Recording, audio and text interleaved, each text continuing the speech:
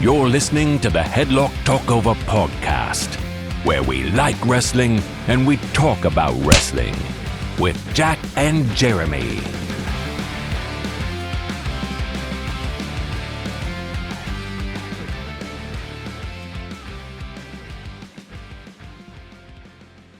Hello and welcome to the Headlock Talkover podcast, a podcast where we like wrestling and we talk about wrestling. I am Jeremy, joined as always by Jack. How are you, Jack? Fine. Great. Welcome to this episode where we will be talking over TNA Victory Road 2009, not the Sting and Jeff Hardy one. We made that abundantly clear. Mm-hmm. This is the one with one of the worst wrestling matches of all time in Sharmell versus Jenna Maraska. Yep. She's a person. They're people. Yep. Can't take that away from them. What we're going to do for you before we jump into the episode, we're going to go through the last week or so in wrestling because it's been an interesting time to be a wrestling fan. Shall we start with All Out? Yes. Let's talk about the two double main event. Everyone AEW said there's only one main event. Yeah. Threw that out the window, didn't they? Yeah, it never happened. We'll go with what was first on the card, and particularly the ending. We had Bryan Danielson defending his world championship against Jack Petty. So Danielson won despite Young Bucks interference and all that bollocks.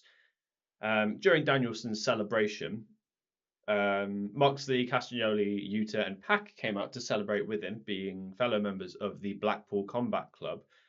And then, first of all, we'll start with what happened mainly is that they turned on Danielson, but they started it off with Castagnoli giving Danielson a European uppercut. Did you happen to see it when it happened? No, I didn't. So Castagnoli gives him a European uppercut. Danielson just falls on his ass, and he doesn't really sell it.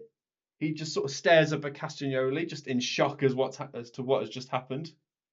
And it was really funny to me. Of all the people to not sell a European uppercut to, Yeah. the one that it does it the best. Yeah, in the exactly. He entire does it. industry. Danielson sits down, and then he's there like, rather than selling it, he's just in pure shock. That'd be like no selling a German suplex from Brock Lesnar, wouldn't it? It's just like Oh, that's, yeah. that's their move. Exactly. You don't touch that. You Yeah. don't touch that. But then it got worse. I don't know if you want to explain what happened. I mean, they the bad thing. they We've got to talk about the bad they put thing. Danielson's head in a plastic bag and tried to suffocate him. And they That's held murder. They held That's, it. that's attempted murder. The crowd right quite there. literally chanted, "This is murder." I mean, factual crowds. Yeah. That's what we like. Yeah. And Mox must have held the bag on Danielson's head for a good minute or two. Like they really made you believe that they killed the man. I think if you look at it, he does have his thumb under Yeah. there, but it's still. I mean, when I was a kid, and I'm pretty sure you did this when you were a kid as well. Everyone put their head in a plastic bag just. And to then see you what it realise, was like. oh God, no! Yeah. Oh no! Absolutely Oh not. no! I want to live. I've made a massive Yeah. mistake. That must be terrifying. Yes. I mean, So- he's just wrestled a match as well, so he must be heavy breathing anyway. Yeah, that's carbon dioxide just coursing through his fucking system. Yeah, horrible. Yeah, but yeah, I can't say much more on that to be honest. But it gets worse because we followed that up with a lights out match in a steel cage between Hangman Adam Page and Swerve Strickland. And knowing the history between those two, we know it was going to be a fucking gnarly match. I don't think they've really had a normal match. It's always gone balls to the wall and absolutely insane. In the last one, did Swerve drink Page's blood? Yeah. Or was it the other way round? Either way. There was definitely some vampiric actions. Yeah. Yeah. Yeah, and a lot of maniacal laughing at the pain. Yeah. Which did continue because the main spots I can think of off the top of my head was a cinder block was involved. Both participants ended up getting power bombed And that or wasn't scoop gimmicked slammed. either, I don't No, think. you could tell by the marks on their backs Yeah. after the spots that was a real cinder block that they were landing on. And I do not understand how they managed to do that because there's no room for error to get that wrong. A couple of inches, you're paralyzing your opponent. I mean, you could argue that about any wrestling move. True, but But, if yeah. you throw a cinder block into the mix and your chances of... Well, that just proves Yeah. the point. If doing like a basic suplex or a basic DDT or a hip toss, you're a couple of inches away from being paralyzed, Mhm. why stick a cinder block in that scenario? Yeah, I didn't understand it. Yeah. It was I mean, if you're into that kind of thing, obviously it's very fun, but there's a safety concern there. Mm-hmm. And it only got worse because to end the match, Hangman took out Swerve's grills, laid them on the mat. That was kind of thrown away after that point. They just took it out. Hangman takes out a hypodermic needle and just sticks it through Swerve's cheek. And my initial thought when he pulled out the needle was like, is he going to extract one of his fucking teeth? That was my first theory, is that he was actually going to inject him in his gums and pull out a tooth. Is that like the only way they're going to like hype up the violence is I'm going to inject you with this bleach or something else? Oh, come on, what are you doing? Well, it was a hypodermic needle. I've seen that spot done a few times before, like many years ago, in like CZW or something. Yeah, that's the place where you would expect it. Yeah, CZW, cheeks and CZW or GCW would be the only places I think you could get away with that kind of thing. Yeah, I mean we're talking years and years ago. Yeah, and then the weird one that came after that is Hangman just gave Swerve a chair shot to the head. Now, granted, it was a clearly gimmicked chair because that thing snapped in half, and they're not designed to do that. So they loosened something on the chair to make it sort of whack him, so to speak. But I still was not a fan of seeing that, particularly the noise it made. Yeah. The history with CTE and stuff, you just don't do that. It's not smart. This is why wrestlers need to be protected from themselves, because they will just go too far. Because that's what athletes are like. They'll just push and they'll just push and they'll just push. So you need to have someone sticking a needle in someone's face. Don't do that. Why are you doing that? Like, you need to show the violence through the story. Admittedly, we're not wrestlers. I have no idea where you'd start doing that. But surely there's a way. It's been done in WWE multiple times. Yeah, you're going to hit a point of diminishing return, really, aren't you? Yeah. Like, how long's it going to be before someone actually gets set on fire or something stupid like that? They're going to wrestle soon, and it's going to be a normal match, and it could be a perfect match, and everyone will be like, no blood, no weapons. Yeah, exactly. Couldn't agree more. But those were the two takeaways for me from All Out. Which, aside from that, it was a good show. I doubt you watched it. I didn't. I watched most of it, and yeah, it was a bloody good show. Lots of interesting matches in there. Christian Cage immediately teased cashing in his whatever you call it, because it works the same as Money in the Bank apparently. It's all but name. Yeah, Match in the Bank. Why not? Match in the Ring. Let's go with that. Ring in the Bank. Yeah. Yeah. All of those. It is a ring, isn't it? No. It's a chip. It's a contract. Didn't they have a He's there with brass like a fucking ring? clipboard. Yeah. That was the Face of the Revolution thing with the brass ring. Yeah. But no, he's there with like a contract. He's there with I think it's a clipboard with the contract on it. But it works the same way as the briefcase. Okay. Except it wouldn't hurt so much if you hit somebody with it. They're both very professional businessman in the 90s things, like a clipboard and a briefcase. Yeah. It's because it needs to look very official, I guess. Yeah. But update your style, man. Come on. Well, what would you have? What would you have? One of those drug dealer pouches.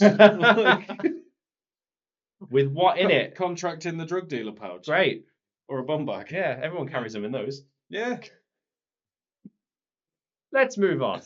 We'll go with the weekly shows here. So we'll quickly talk over two of the main talking points of Raw. Jey Uso won the opportunity to face Bron Breakker for the Intercontinental Championship. Yeet indeed. Ain't winning. No. Poor Jey. He's had so many opportunities to win so many things, and they just won't pull the trigger on him. It is a shame, but I don't think it matters. Like, his spot on the card isn't going to change. He's so over, and he's so good, and he's so entertaining. Now, I think putting a title on him might... It's not quite up there with, like, Fiend levels, like, doesn't need a title, but Jey doesn't need a title. I think, to me, it just feels like they're buying time until Survivor Series. Yeah. Because, obviously, Jey Uso's going to be in War Games. I think that's why Jimmy hasn't come back either, because that's going to be a surprise. I honestly expected him to come back on SmackDown, but we'll get to that in a little bit. The other thing, which is something you definitely did want to talk about as part of the intro here, is that Bret Hart turned up and was confronted by the World Heavyweight Champion during General Gunther. Yeah, there was some weird reports going around that Gunther was going to be involved in a segment with Bret Hart. Yeah, I remember seeing And it. I was like, nah. What is this? And that's exactly what happened. And it when you first think, oh, Gunther's going to be in a segment with someone, I don't know about you, but my initial thought is they're getting chopped. Yeah, And but with it being Bret Hart, but I think it's a testament to how far Gunther's come on the mic. true. Because you don't necessarily associate him with having good mic skills, but the fact that he can go out there and be involved in an angle that has no confrontation whatsoever now and completely hold his own, I Yeah. think it is a testament to And how far he's come. Sort of the big takeaway of the promo was that Gunther really trolled Bret, and that he said that Bret was his second favorite wrestler of all time, and his first was Bill Goldberg. And for those of you that don't know, Bret Hart despises Bill Oh, Goldberg. does he? Yeah. He's never Bill- mentioned it. Bill ended his career. Did you know that? I think Yeah. I think he said it a few He's times. mentioned it once or twice. You know what? Good for Bret. Bret's got a sense of humour as well, obviously, about the whole thing. I mean, that might not have And been approved. they did cut it out of the WWE edit, I noticed. Yeah, but Bret's a professional. He can take something like that. hmm He's dealt with worse in the WWE. We know that for sure. So I'm sure that's nothing. Yeah. Just water off a duck's back. That's all I've got for Raw. We'll go into Dynamite. So you and I have been speculating for the last couple of episodes now as to who the hell is going to retire Bryan Danielson. hmm You are steadfast in that it's going to be Will Ospreay. You're still on that? Yeah. Yeah. I've changed my mind a couple of times and I've settled on a current one, and we're going to go over it now. I think it's going to be Darby Allin, and I'll tell you why. On Dynamite, Darby confronted Moxley after he was doing his whole "this isn't your company anymore" spiel, and it boiled down to the next week they were going to face each other, and Darby's World Championship opportunity was on the line. So if Mox wins, he faces Danielson. If Darby wins, he still faces Danielson. And I believe this is going to happen at Wrestle Dream. Wrestle Dream is taking place in Washington State. Both Danielson and Darby are from Washington State. Well, I think Darby was from Chicago. He's from Seattle. Okay. But what's also weird to me is that Swerve is also from Washington State. And because of what happened at the cage match, he's taken some time off. So he's not going to be at Wrestle Dream, I don't think. Yeah. Which is strange, because it's actually in Tacoma, which is his hometown. He might have a...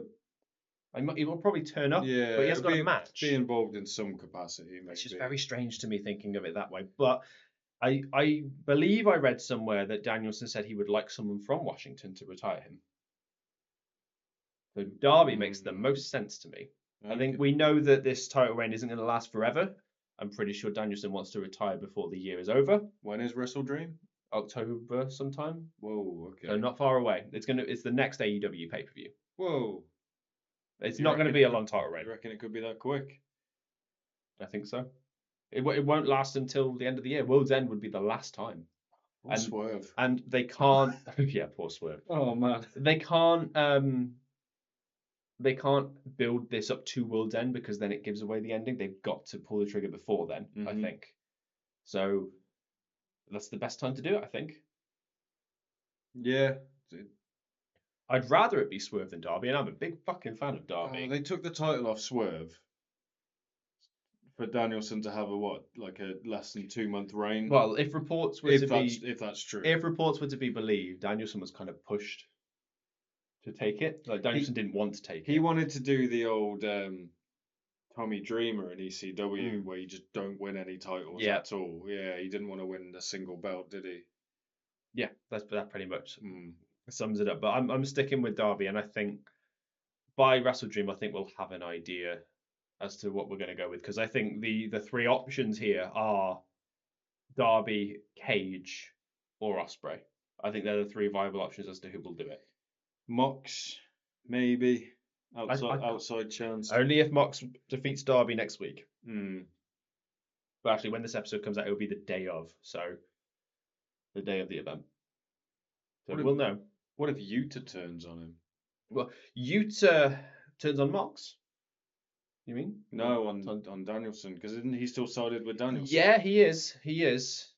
It could happen. Everyone else has done it, but Yuta wasn't happy with the situation when everybody turned on Danielson. They're still, because Pac and Claudio turned, didn't they? Yeah. And they're still holding the trios titles, aren't they? With Yuta, yes. Yeah, interesting. Could go a lot of ways, but Yuta is kind of stuck. I forgot he was even a thing. He needs the BCC more than the BCC needs him. Yeah.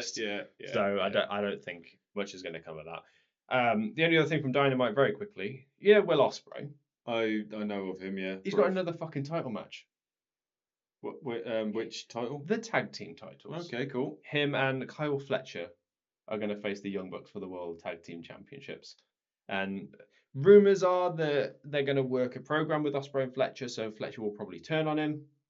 But that's 3 of the 5 major titles they have in that company that he's already had matches for in the year he's been with the company.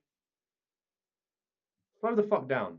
Yeah, well, when he signed, he was one of the hottest wrestlers in the world. Mm-hmm. So I think they might just be capitalizing on the fact that he was probably one of the most popular. But this is still a company that really prides itself on its long-term storytelling. It's a weird contrast to me that they've just gone, Ospreay, go for this title, then this title, then this title. But you're not going to win them. Yeah, there's nothing left. Yeah. What are we going to do with you now? Slow down. Okay, we'll jump into SmackDown. Have you seen what happened on SmackDown this week? Tell me. Okay.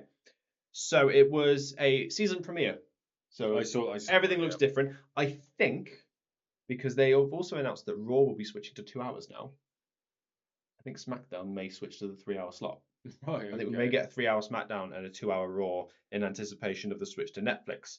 So we got the season premiere, everything brand spanking new, I should say. New theme song, new logo, new everything. Mm-hmm. And they open the SmackDown with a steel cage match for the undisputed WWE Championship. Mm-hmm. They had Cody Rhodes defending against Solo Sikoa. It's exactly what you expect. Yeah. The other 3 members get involved, jump in the cage, start attacking Cody, and then Roman comes out. Jacob was on top of a cage, wasn't he? He was about to jump off the top of the cage when Roman Stop hit, making Jacob do dangerous things. Why not? Save him. Well, he didn't do the dangerous thing. Protect him. He was preparing himself for the dangerous thing, and Roman stopped him. And Roman really gave this sort of effect of, I'm not trapped in here with you, you're trapped in here with me. When he got in the cage, he came in and he slammed the door behind him. Cleaned house, and Cody won. And they're teeing up for, at Bad Blood, tag match between Roman and Cody versus, I think, Solo and Jacob. I think that's the team they're going for with this. Because Jacob got in the cage with Roman, didn't he? In fact, Jacob pulled Solo out. Mm-hmm. And then Roman looked at Jacob and said, "Come here," and the crowd went absolutely mad. Those are the 2 you want to see face off. Yeah. So, and Jacob still has not lost a match. They've been very smart with it in how they booked it. Like, they keep him away from Cody and Roman purely because they're the 2 stars of the company right now. But you've got to keep Jacob strong and make him look like a literal monster, which isn't hard. No, but you can't just jump him in with either of those 2 because someone's got to lose. I can't get over how much he looks like Haku. And they're not. I don't think he's blood related to Haku. And it's just, there was one bit where the camera cuts to him as he's getting in the cage, and I was like, it's like they've got a time machine. It's crazy. He looks more like Haku than Haku's sons. Yeah. And both Tama and Tonga. Yeah. Who are both Haku's sons. One's adopted, but yes, they're both Haku's sons. Tama is adopted. He's Haku's biological nephew. And then Tanga, you've still got the Anoa'i blood in there. Yeah. So And then Tangaloa is Haku's biological son, I think. Yeah, I think. exactly. So there was a lot of teeing up for the contract signing with Cody and Roman. First of all, Cody said no. First of all, Roman said no. And Roman's reason was like, this is bloodline business. I don't need no WWE contract. This is between family. And I definitely don't need help from Cody Rhodes. And then by the end of the show, they both got so pissed off that they both signed the contract. Yeah. So that'll be the match for Bad Blood. Signing them. Yeah. The only thing missing was that they signed it in blood. That was the only thing that could have made it angrier. But that tag match is lined up for Bad Blood, and I believe by the time the next episode comes out, we'll have our predictions ready because it'll be a few days beforehand by the time that episode releases. Cool. So I look forward to see what else they've got. The only other match that was announced for Bad Blood was also announced on SmackDown. So we had Nia Jax talking about how she had a match at Bad Blood, but she did not know who her opponent was. Bayley comes out to interrupt her and says that she deserves a rematch. Rematch clauses haven't been a thing in WWE for about 5 years now, but she still deserves her rematch. Tiffany interrupted as well. Apparently got a hell of a pop when she turned up. So very high on Tiffany. And they've announced that Jax versus Bayley will happen. The loser will leave SmackDown. Interesting. And I'm curious, and I've just realised this, if Tiffany pulls a heist of the century type deal, do both of them have to leave SmackDown? Oh. That would be interesting. I've just realised that might be a possibility. Either that or whoever she pins, maybe. Possibly. Yeah, but that could make things very interesting as well, because I think Tiffany's going to be teasing this for a while, and she's not a heel. She's trying to be a heel, but she's too popular to be a heel. The minute she pins whoever for that title, face. Yeah, immediately. It'll just be even face if it's Bayley. Forwards. Even if it's Bayley. Yeah. Immediate face turn. Yeah, she's just that popular. And I'm still amazed that she's like 26 years old as well. She's around that age. Is she the youngest person on the roster? Maybe. I saw something the other day and I can't find it for the life of me, but it said like oldest person on the roster, youngest person on the roster. Oldest is Truth? And Truth. And then it was Tiffany Stratton. I'm pretty sure it was Tiffany anyway. Well, I think Tiffany is like a year younger than like the next one. So you've got Bate, Breaker, who else is there? Rhea and Dom. They're 27, 28. Is that's on main roster? Yeah. If we're talking NXT, I think Javon Evans might be the youngest. Yeah. Oh yeah. He's incredibly young. But either way, I'm curious to see what will happen. Jax or Bayley, it looks like they're going to be going to Raw or NXT. They might pull something away. Oh, it just says loser leaves. So they'll go to another brand. Okay. But we'll see how that goes. Is there anything else you would like to discuss? Did you see that interview Paul Heyman did, and someone asked him how are WWE reaching out to a female audience? And did you see his answer? I did, and I've forgotten it, and the audience needs to know anyway, so fill us in. He said, have you seen Roman Reigns? Yep. I can confirm this because AJ, my wife, whenever Roman seems to return to TV, I don't know what social media or TikTok or Instagram she's following, but whenever Roman comes back, she's always like, do you need to watch any wrestling or anything? I'm like, no, I'm pretty much up to date. She's like, oh, okay, well, sure? if you need to use the big TV in the sitting room if you want. I'm like, no, I'm good, I'm all right, okay, I'm good. So she knows. So like she unless she's got like a Roman sense. Are you telling me she's got Reigns dar? Yeah, she does. She does. She obviously does.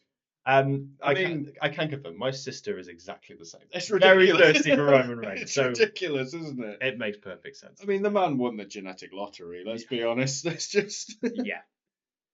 Bastard. God, he's handsome. It's not on camera. It just looks like you're fisting the top of the screen. That's all that looks like. Yeah, the screen. Anyway, anything else you want to talk about? Because I got nothing else for this week. Mercedes Moné wears a wig. Yeah. Did you see? You were shocked to find out that Mercedes Moné. Yeah. Mercedes Moné wore a wig. Yeah, I thought that was real. She's always worn a wig, even back in NXT. Really? Or yeah, always. Oh God, how naive of me. Hmm. But in the match she had with Shida, I think it fell off a couple of times. I skimmed through that match. I'll be honest with you, but I heard a lot of reports after the fact. I must admit, the only reason I found this out is because of Jim Cornette. Yeah, they were making jokes the entire time, weren't they? And About I know he absolutely hates Mercedes, so it doesn't take much for him to go off on a rant about it. But yeah, after watching and listening to like him talk about it, I did find highlights of it, and I looked at it and I was like, oh man, like she's getting kneed in the face by Shida, and she's like selling her hair, and it's like, and you can hear her clear as day saying, "Get off my wig, mind the wig." I mean, it's stupid, isn't it? Shida can speak English, can't she? Oh yeah. Yeah. So, but still, like you shouldn't have to work around someone having a wig. I don't know of anyone else that has one in wrestling either. It Well, seems impractical. I learned from this episode. Oh wow, yeah. Arn Anderson wrestled his first match in a toupee, which is the best visual ever. But he realised after the match, apparently, oh, that's impossible. I'm just going to commit to not doing it. The difference is that you can't step on Arn's hair. Yeah, true. That's the only difference. My nose is shorter, isn't it? Than well, she's always had like longer hair. As Sasha, it was really long, wasn't it? I was gonna say my point to you is that how do you not realize that she's had that many different colors of hair in such a short time period and it's not falling out? I'm not a hairdresser. I don't. Well, clearly. Yeah. I don't understand the logistics of hair dye and just for context, my wife's got a shaved head as well, so I no idea. Yeah. And there we go. Shall we jump into the episode, Jack? Or have you got something else you want to share with the group? I'm good. I'm all right. Okay, so let's jump into TNA Victory Road 2009. Thank you for listening or watching this far. Give us a like, a comment, follow if you're watching on TikTok, subscribe if you're watching on YouTube. Let us know what other episodes you would like us to cover in the future. Enjoy.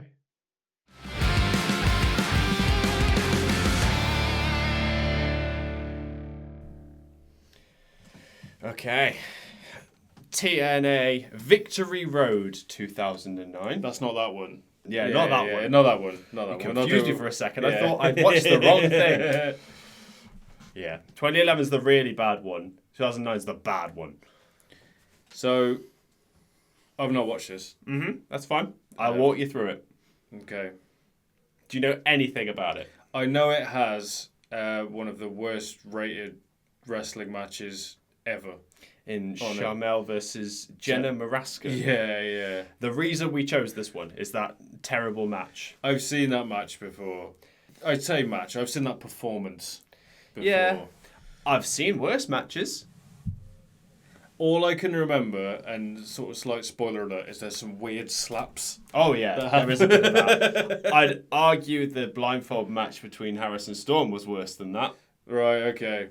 We're in for a wild time. Oh, yeah. There's 7-8 matches on this. I watched all of this yesterday and earlier today. I can't tell you anything that happens. Cool. So we're in for a ride. I don't know how wild it is, but it's a ride nonetheless. We're in for a road. Yeah, a victory road. Hey. I'm picking up what you're putting down. Yeah, I can't remember what matches are on this at all. So very weird choice for the opener.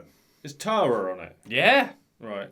A lot of signs for I didn't know who Tara was, and then I saw her face. And I was Yeah. like, okay, I know who this is.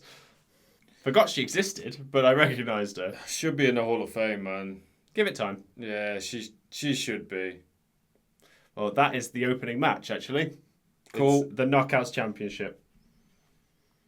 The champion being Angelina Love. We're in the middle of the beautiful people era. So this should be a good match then. So Angelina Love versus Tara, Yeah. who those who are more familiar with WWE will know her as Victoria. I remember her in TNA. She had a weird thing with a spider. Oh yeah, she does. Yeah. And I remember the beautiful people for a few reasons. Yeah, okay. Not that. Not that. They were on TV all the time. You knew what you were doing. So we haven't quite hit. Speaking of people who know what they were doing, sorry to interrupt you. The 3 members of the Beautiful People walking out to the ring. There's a lot of wiggling. Oh yeah, quite a lot of titillation.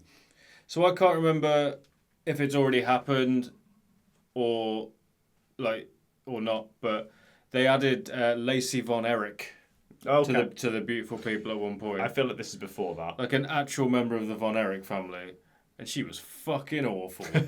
Her finisher was like a choke slam, but it was like the worst thing I've ever seen in my life. You are forgetting this is the Knockouts division. That's what they decided to call it. It's still called the Knockouts division. I still am not a fan of the name. I don't think it's too bad. It's like, yeah, it sounds like they're badasses, but also, knockout. Yeah. They're pretty women. A cameraman's an absolute filth bag, isn't Yes, he is. There's 2 peaches he's just zoomed in on. Dirty cow. Imagine if he just did it for Tara. Just, what are you fucking doing? Set my fucking spider on you. There it is, spider in the glass perspex box. So TNA around this time, I can't tell you who's walking out with the title at this point because that thing flip-flopped. This is one of those things where I don't think this was a good choice to open the show considering the matches on the card, but the story develops as the show goes on, so that's probably why they opened with it. Right, So we'll get to that when it happens. Is she really not in the Hall of Fame? No. That's insane. She had a really weird gimmick in TNA at one point. Cougar. Right. And she took the Young Bucks under her wing. Imagine that. That's, yeah. And they were called Generation Me.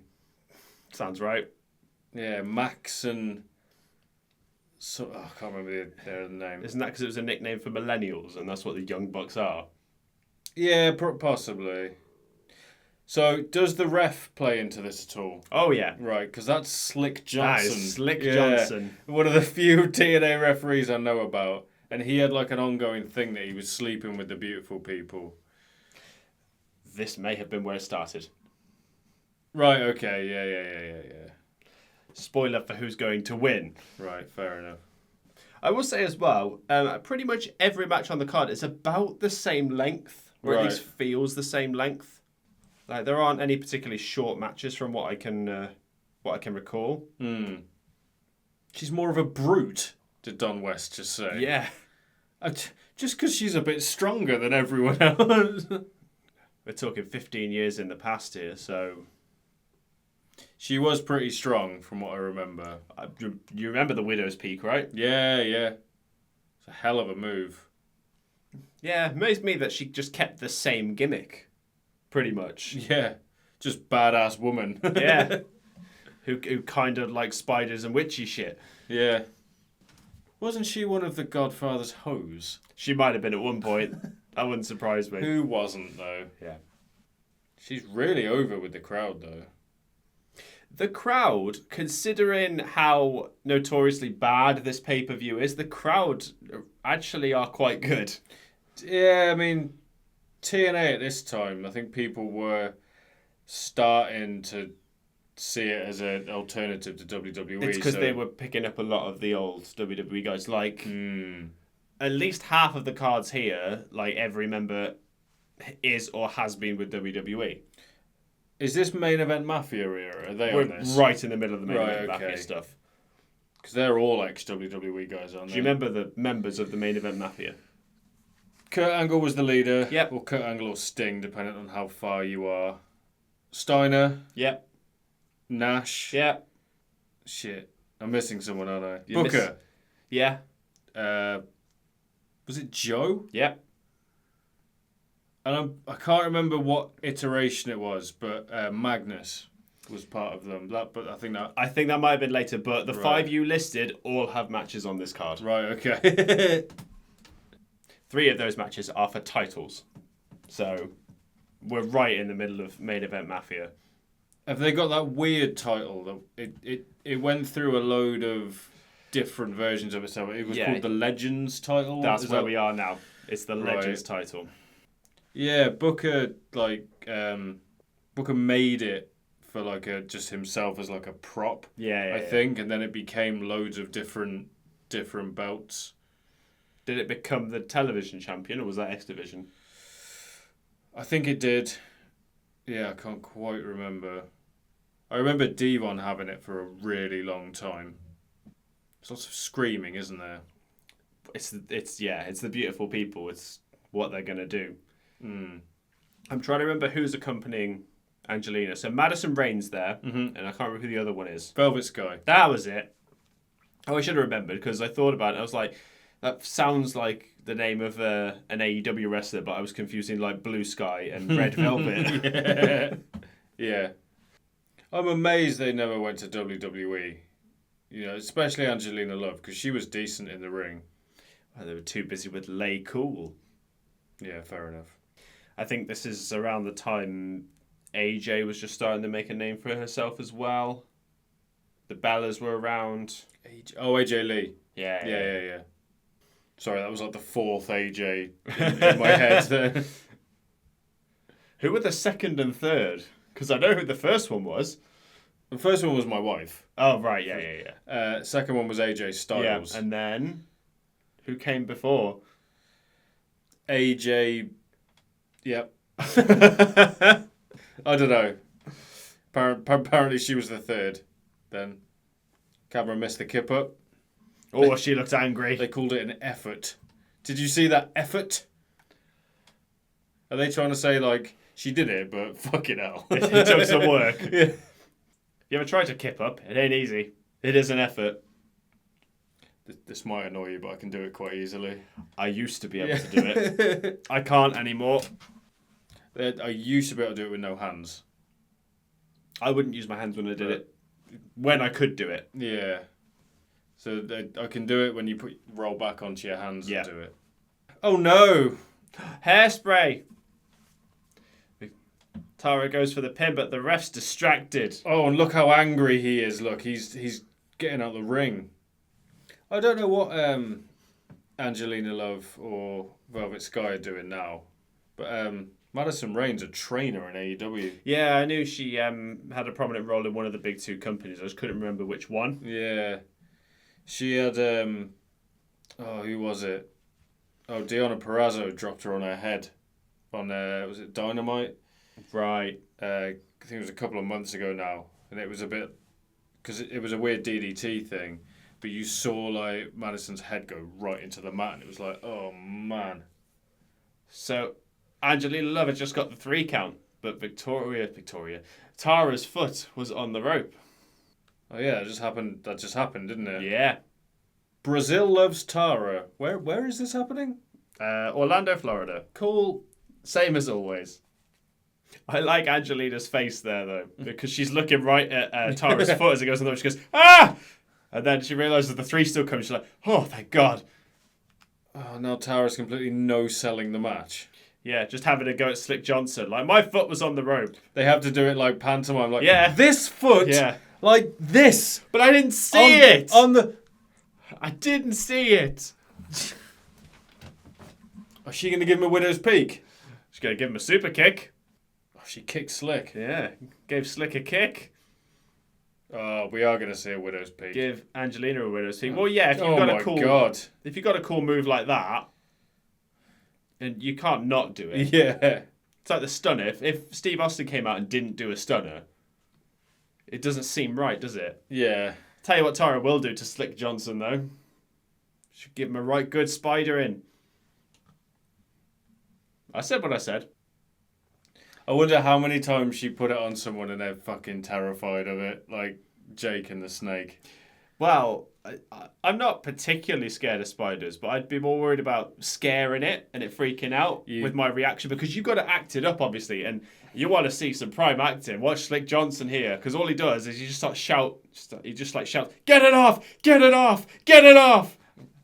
You couldn't pay me enough to do that. Oh, I wouldn't mind that. You could not pay me enough. That's fine. I used to live with a guy who had a bird-eating spider. Right. It was called Brilliant. And I couldn't be in the same room when they got it out. It was massive. He could sit in like your two hands. Oh man, yeah. I tried to hold it once, and my mate said let it crawl onto your hand, and it put its leg like here, and I felt like the pressure of it, and I was like, oh my god, I can't. Oh. So we go through the card. We got Matt Morgan versus Daniels. Not Christopher Daniels, just Daniels.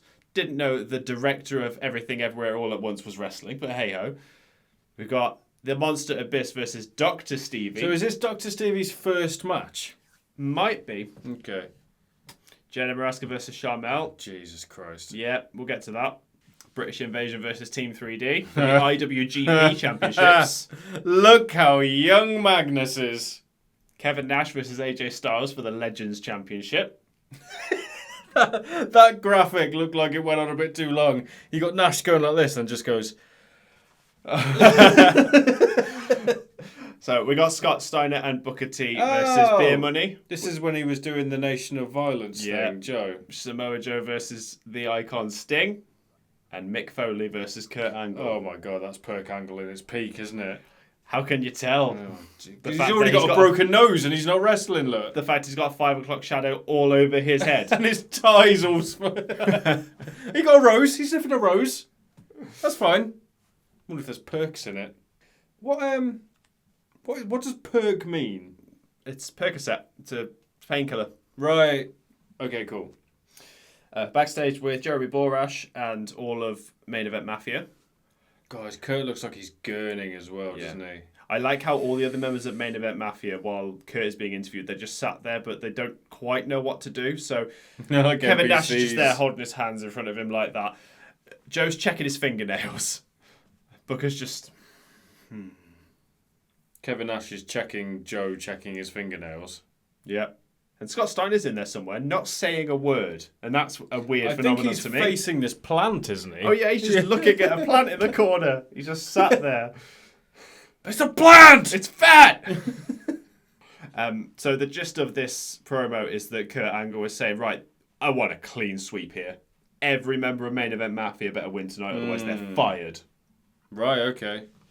Side note as well, I do not remember that title design for the world title at all. It's pretty good, isn't it? I don't know, it's missing, like, it's all gold, so all the detail kind of gets lost. A bit of infill on something, maybe. But that's it. Like, unless you're really looking for it, you can't see the TNA logo. Yeah, you just see a bunch of pattern, don't you? Yeah. It's not a bad looking belt. I think it just needs a little bit more like colour in the details. Steiner just swivels around on the chair like... Sunglasses still on. Of course. Always got the sunglasses on. He must have very sensitive eyes. Norman Reedus does that. Does he? He wears sunglasses all the time. I don't know why I know this. He apparently was involved in a bike accident and he had like a metal plate in his face, and ever since then, like real bright lights hurt his eyes. That makes sense. So he wears sunglasses to like interviews and things. Yeah. He's a cool guy, Norman Reedus. Yeah. I saw him at a distance once. Yeah? Well, I went to the Walking Dead convention with an ex-girlfriend of mine. Saw a lot of people there. I saw Ron Perlman there. Okay. He's fucking huge. Yeah. I bet. I also shook hands with the guy who played the like smart zombie in Land of the Dead. Right, okay. He was a pretty cool guy. He was there just in the full costume, makeup and everything. Just chatting to people. Oh, I remember this. So Matt Morgan was trying to get into the Main Event Mafia. Yeah, he was kind of like their lapdog almost, it seems. Like he was just trying to impress them as best he could. Matt Morgan's a funny one, because I always really liked Matt Morgan when I was watching TNA. But there's It's a charisma problem for me. I don't think it is, you know. I don't see it. He can talk on the mic. I mean, he looks like that. Do you know what I mean? And he moves like an absolute freak. I think the fact he looks like that and moves like that has done him a lot of favours, but that's not always enough, as we know. I think he sold a bit too much, from what I remember. His theme was an absolute banger, though.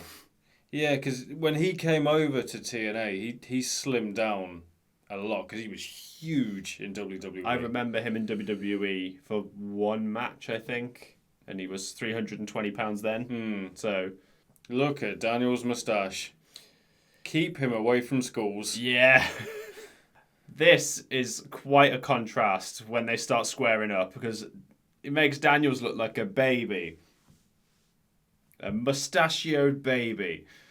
Yeah, if I remember, they used to get Morgan to the point where he'd be in main event matches and they just wouldn't pull the trigger. Yeah. And I think it harmed him a lot.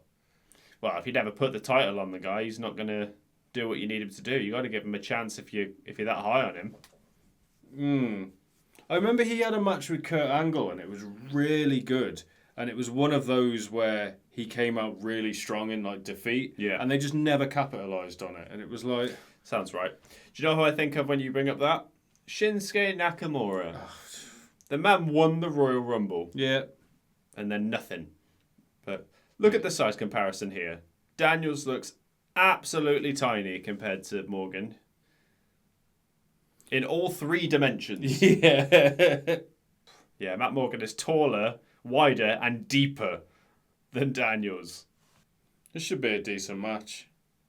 Should be a decent It's match. the only one that has a spot that I kind of remember, and it's just some clever foreshadowing, but it's pretty standard stuff as wrestling goes. They're not exactly breaking the mold. Are they shouting over here? The crowd are like, hurt him in front of us as well. How many signs has that person got? Like 3? He came prepared, man.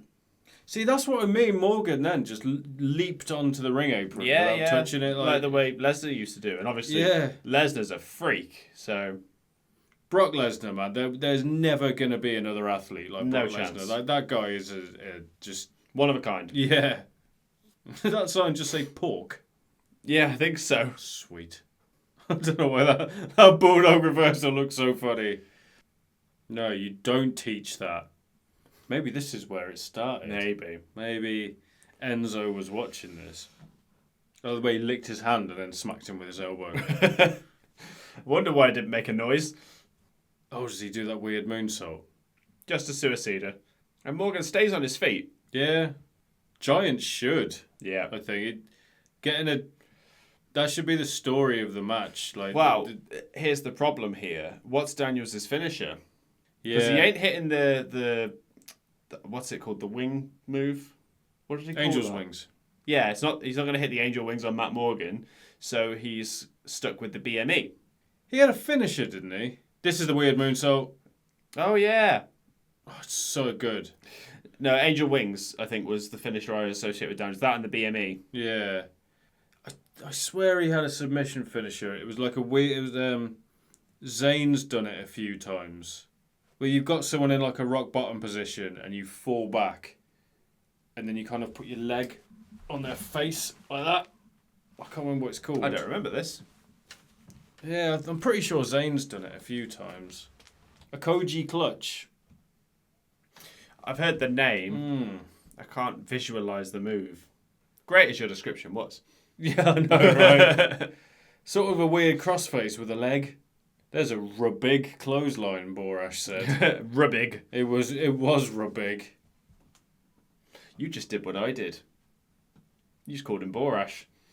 That's Mike Tenay. Oh my god. What is it with TNA?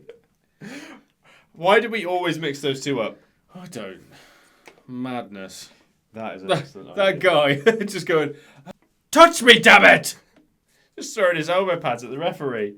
I mean, it's pretty like anticlimactic like that. It should have gone on for way longer. I feel like he does it again. So he had a pretty good moveset. It was really like, to pick someone up like that and just chuck him was really disrespectful. As a heel. He had an interesting thing where he had the finisher called the Hellevator. Yeah. He was like, he was waiting for it to come. So he'd always check his watch during matches. It always looked a bit weird, the Hellevator. Because it was a suplex, and then he dropped them forwards, so their legs would go all the way around, and then he'd sit down. That's a good move purely because you can see how easily it could get countered. Yeah. So Morgan is working on Daniels' leg. That's why he's the blueprint. The DNA of TNA. It's an interesting idea as a gimmick. I don't get it. As oversaturated as he has been, I'd much rather watch a Mike Awesome match. Yeah, you would. Yeah, you would. He's more interesting than Matt Morgan. Yeah, he is. There you go. Now you understand. But it's Mike Awesome. The clue's in the name. Yeah. As a giant, though, because Mike Awesome was a weird... Like, no one else wrestled like Mike Awesome at the time. Exactly. A big guy that did power moves and flew around. But also jumped off the top rope all the time. That's it, yeah. But Morgan is like a 7-footer. Because you don't get many people like that, like that tall, that are that mobile and that athletic. You get people like Khali and Omos. That's why Big Show was such a special case, though. Because during the early days of his career, he was an amazing athlete, considering his size. We watched him do a missile dropkick. Yeah, it was uncensored a few episodes ago. One of the things that people used to say a lot is he used to be able to do a moonsault. But I've never seen any evidence of this. No, I don't think I have either. I can picture it, though. Yeah, fuck taking that as well. No. A splash is enough. Yeah. Oh, yeah, the carbon footprint. He did that to win against Crimson and Joe. Yeah, it's a good move. It's because he's got those really long legs. Yeah. So when he jumps, he seems to jump like halfway across the ring. The crowd are starting to chant for a BME. Yeah, that's not happening in this match. You don't think? Why not? Imagine if he just kipped up then. Yeah. Yeah, why don't you think a BME's coming? I don't know. Educated guess. Sold that DDT well. He did. That DDT style move. It was a DDT. Borash TNA. Yeah. Clutching at straws here. Oh, right. Oh, no. No. Nope. The BME does not hit. Well, if it makes you feel any better, Daniels, he was way too far across the ring. He falls off the first rope purely because Morgan's been working his leg and he's unable to hit the BME. And there's the carbon footprint. Imagine if Morgan just does a BME now.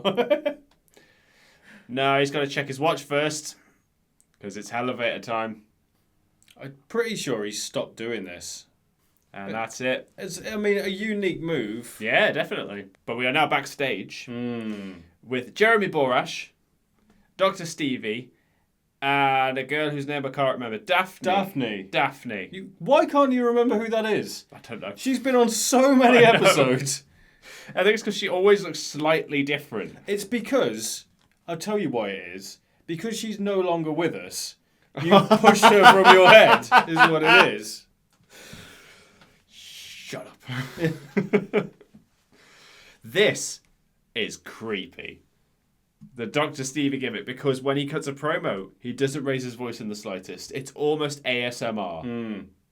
It's that Jake Roberts. Yeah, exactly. And because he's like a therapist, he's like pretending he's in the office, so he's just like, see, Abyss is not going to win this match because I have no choice but to destroy his demons. This is so weird. I can hear them and I can hear you.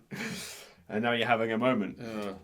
So if I remember this, Abyss was having, what's the right term? What am I trying to use? A crisis? He was going to therapy. Yes. I think, and there was a doctor that was talking to him, and you never saw the doctor, but you've heard Stevie Richards talk. Yes, I have. He's got a very distinctive voice. Yeah. So as soon as the first word came out, everyone just went, "Oh, Stevie." Well, Stevie Richards, isn't it?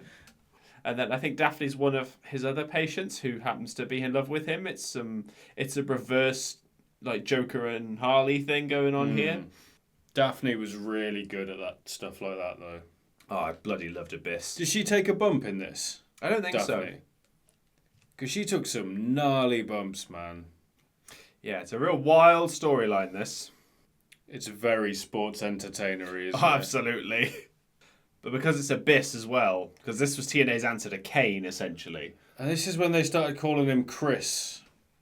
Well, I think that was just because, like, it's Dr. Stevie, he's the therapist, he's going to know Abyss's real name.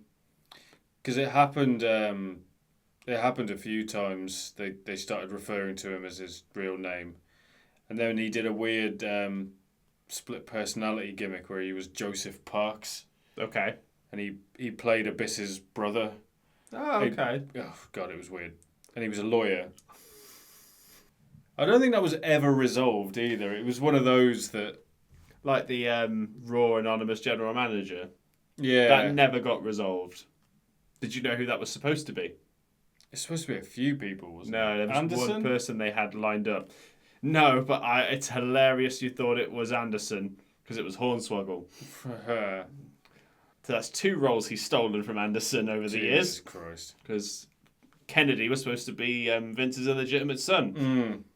See, again, decent wrestlers on this card. Yeah, lots of decent wrestlers on this card. I think the problem is because we're in the middle of the main event Mafia stuff, a lot of people on this card kind of past the prime.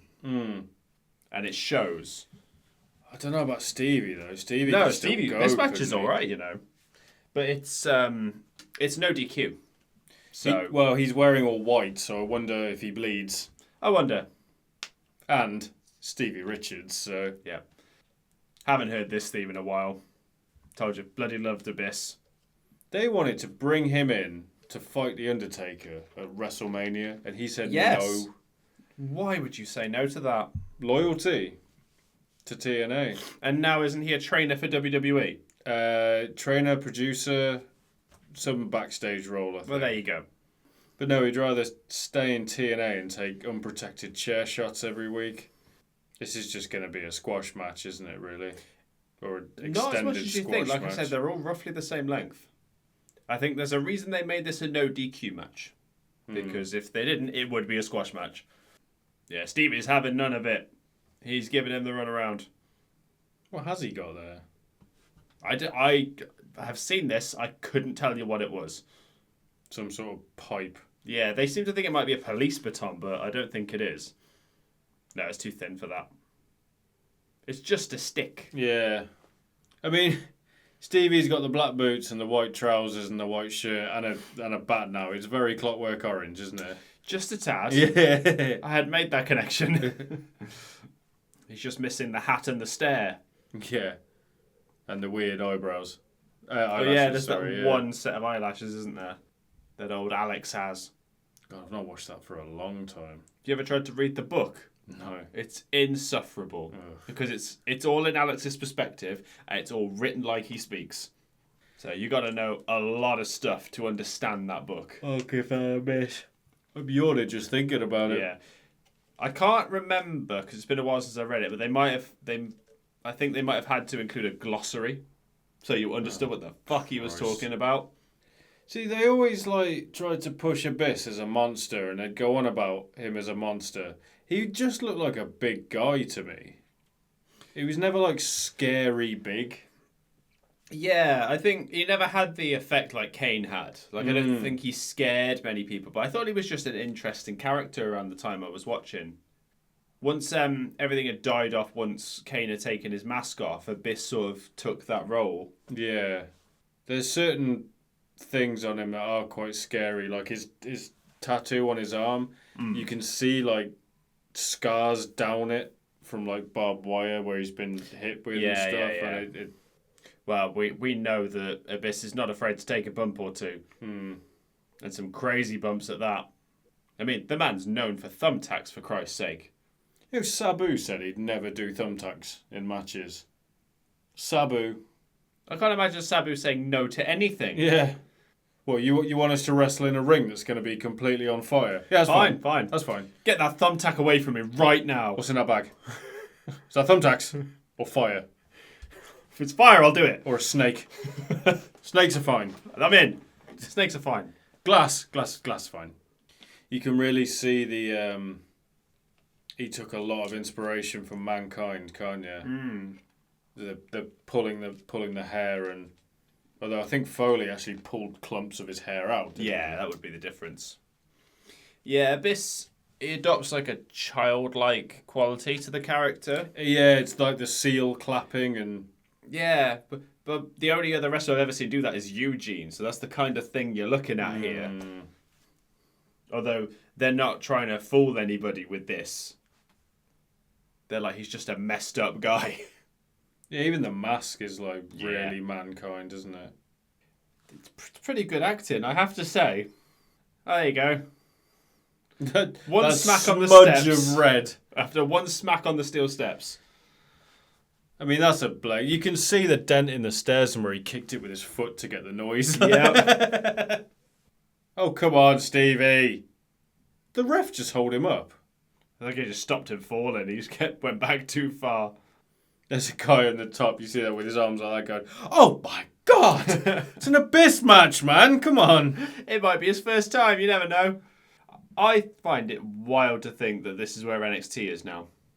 Oh, Yeah. is it in this arena? It's the same city. Ah. I think this is Universal Studios, and I think it's a university in Orlando that NXT is held. Full Sail. Yeah. I don't know if TNA does weekly shows in one place now, or if they go on the road. I'm not sure. Yeah, I'm not sure. Gee, there's the scars on his left arm. Oh, look. wow, yeah. They're sort of cut through the tattoo. You can see like the break in the ink as well, yeah. What's Abyss got planned here? Did he just pat that woman on the head? I don't think so. Get this chair. Cheers, love. Positions the chair in the turnbuckle. I'm trying to remember now if it was in TNA or if it was in ECW, but they set like it was a trolley or a basket or something up in the corner like that, and Rhino gored himself into it. That sounds more like an ECW thing, but God knows. I just remember seeing it like, Jesus Christ. See, as soon as like the blood starts flowing from Stevie, they take the white top off him. Yeah. You missed a perfect like visual of just drenched. Yeah. But no. This backbreaker was always cool. It sounds awful. It's because it's that free fall. He always let go on the way down. Yeah, he's not holding you in place. That's not something you see very often. Abyss goes to pin Stevie and then breaks the pin at 2 himself. And here's Daphne. And Lauren. She's one of the backstage team who interviews people. That's all I know. Yeah, that was it. I think she had a soft spot for Abyss. Okay, that makes sense. But Stevie's got a hold of a stun gun. You ever been stunned with a stun gun? Nope. Nah, me neither. The closest, always, it's such a good move, man. Black Hole Slam. So good. Such a good move. The closest I got to being hit with a stun gun was, you know, when you used to get those disposable lighters and you used to take the clicky bit out. And you could, like, shock yourself. Yeah. I used to do it in school all the time. Yeah, I never did anything like that. It just feels like someone flicking you like that. That's weird. It was weird. Look at me, though. I was a weird teenager. So where's the smoke coming from? The stun gun. It's like a tiny smoke bomb in the stun gun. Ridiculous. One thing we've learned about TNA is that they have weird practical effects with their shows. So Abyss has won by using the stun gun, because of course he fucking did. That'll put anybody down. Now, the prime example is when we went back to Lockdown 2007 and the electrified cage match. Where all they did was put some strobe lighting on. Yeah. And Brother Devon had to pretend to be shocked. We were all shocked watching that. That was shocking. I don't know anything else. Tell you what makes me laugh. Abyss is stood over Stevie Richards, who is pissing with blood. Smoke coming off him from a stun gun, and Lauren's like, "Oh, Abyss! Are you okay, honey?" So we watched Don West's first venture into announcing. We did. It was our second ever episode. Yeah. And now, this is how far he got. Like, he was so good. He was. So good. It was just pure enthusiasm, man. When I think of the most famous or infamous spots in TNA history, I hear his voice. Yeah. Every time.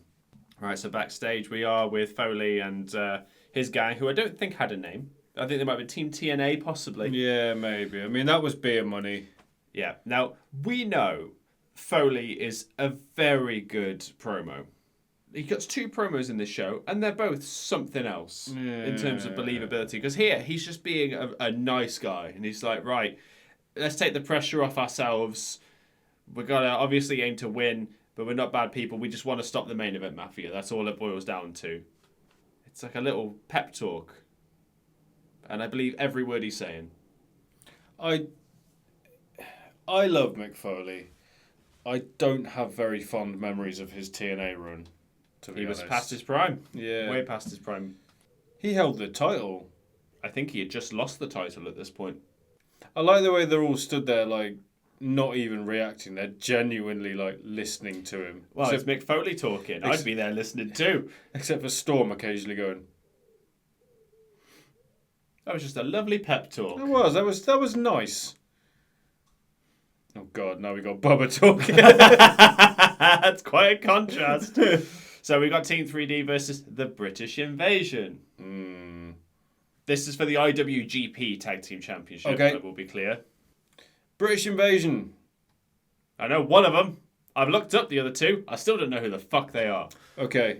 Doug Williams was sort of like a journeyman wrestler. Right. Really good. He invented the Chaos Theory. Oh, okay. He might do it in this. I don't remember him doing it, but yeah, go on. I think the reason they stuck him with Magnus is they saw something in Magnus and went, we're going to put you with this sort of veteran wrestler with a lot of experience, and he's going to show you some stuff. Rob Terry. Yeah. There's nothing to Rob Terry. They just saw that he looks like that and went, yeah, he'll do. Yeah, but he did other work outside of wrestling, and now I can't remember what it was. Cirque du Soleil? Yeah, I think it was that kind. He was quite athletic, wasn't he? No, not really. He was just a bodybuilder that was Fair massive, enough. just a Welsh bodybuilder. He had another gimmick in TNA where he was called the Freak, and it was part of a weird... What was it called? The Menagerie. Okay. And Mike Knox was the leader. Right. And fucking what's her name? She's in AEW now. She was part of Britt Baker's group. Oh. Had a knee brace on all the time. Oh, I don't remember who this is. I actually can't remember who that is. I can't remember her name. It'll come to me. And Crazy Steve was part of that whole... Yeah, it was a weird circus gimmick thing they had. Team 3D, always over, no matter where they go. Yeah, actually, watching Team 3D come out, I was like, I don't think Doug Williams is going to do a Chaos Theory in this. It's a good call. Yeah. Maybe on Slick. Yeah. So obviously going into this, I didn't know anything about the British Invasion. If you hadn't previously told me about Magnus, I would never have guessed that was Nick Aldis. It's madness, isn't it? He looks so different here than he does now. He is so young in this. He's like 22, 23. Yeah, 'cause he's only in his 40s now, his early 40s. Yeah. Insanity. I was also very annoyed that the timelines didn't line up where this couldn't have been Nigel McGuinness with him. They had a team called London Brawling. Oh, that's all right then. Yeah. No, that happened. They put those two together. Yeah, as soon as I saw it was British Invasion, then they said Magnus, I was like, well, who's his partner? And I was like, who the fuck is Doug Williams? That's not Nigel McGuinness. This isn't what I want at all. No, I might be wrong in thinking this, but London Brawling were a team when Nigel McGuinness retired. Oh, okay. Because he retired... didn't he get hepatitis? I'm not sure. There was a reason he wouldn't go back in the ring, wasn't there? I think so. I might be wrong in that, but... Hell of a commentator, though. Yeah. We'll have to go back and watch some of his Ring of Honor stuff, because he was something else. We're still yet to do a Ring of Honor show, and I really want to. I'm still trying to remember the lady in the menagerie. It was she had one name. It was like, she went by that one name. Oh, I'm going to look it up. I'm just going to look it up. What, you have one name in AEW? Yeah, same name. Rio, Abaddon, No. Saraya. No. Rebel. Oh, Rebel. Right. Yeah, forgive me for not guessing that. Yeah, that was worth looking at up, wasn't it? I'm sure she's lovely. Yeah, Rob Terry, they tried to push a few times, but he just had the charisma of a stick. He's just got the look. Yeah. He had quite a funny tag team with Robbie E, if you remember him. No, I don't think I do. He's Robert Stone in NXT now. Oh, right. Yeah. He basically had like a Jersey Shore gimmick. And it was Robbie E and Robbie T. Great. Yeah, it was... They tried to push Rob Terry as a singles guy as well. And the only thing I can remember is he had a weird feud with Orlando Jordan. Okay. And Orlando Jordan like fancied him and squirted like suntan lotion all over himself. It was really bizarre. For God's sake. And I think he won the Legends title as well. Rob Terry, I mean, Yeah, not yeah. Orlando Jordan. We wonder why TNA fell off with storylines like that. Madness. I don't know if it's just me or if it's because he stood next to Bubba, but Magnus looks significantly smaller here than he does now. He looks tiny, doesn't he? I don't know what he did before wrestling though. I know he did. He was on Gladiators. Yeah, I remember him interviewing about that. And one year I saw him host World's Strongest Man, because I love World's Strongest Man at Christmas. It's great. I haven't seen it in a long time. No. I used to, though. Yeah, Doug Williams was really good in the ring. He's one of those guys that was just around for a while. He was a journeyman that went all sorts of places, though, didn't he? Yeah. And he got paired with a few different people, I think, to sort of show them the ropes. But I mean, without Doug Williams, we would have got no Nick Aldis. Yeah. Because Magnus got better and better in TNA, but he always seemed really green, and it wasn't until he went to NWA and became like Nick Aldis. It was like, what's happened between you leaving TNA and this? Well, he was TNA World Champion at one point. Yeah. And then he became NWA champ. Mm-hmm. Feuded with Cody not long after he left the WWE. Yeah. So he had quite an interesting run of things. And now he's Raw GM. SmackDown GM, sorry, yeah. And I think it's just a matter of time before they get him in the ring. Adam Pearce, Nick Aldis, I think is going to be... I think Aldis has made enough enemies on SmackDown where it could be anybody. But time will tell. It's the trouble with having a general manager that's also a wrestler. Who wins? Yeah. Because if Aldis, for example, loses, you take all the credibility off him. But if he wins, you can't have a general manager that's better than your current performers. Yeah, you're making your stars look like shit. So I think it's better if you have like a team. So you could almost have Team Pierce versus Team Aldis, and that way they get to interact with the wrestlers in the ring, but the wrestlers can do that and get the pin, and no one... Yeah. You get friendly banter then, like Pierce. So remember when I beat you? That's kind of what Survivor Series was for, though, wasn't it? Yeah. At a certain point. But obviously it was just Raw and SmackDown. And for 1 year it was NXT as well. Yeah. Going back to that pay-per-view, Survivor Series, I think it was 2019.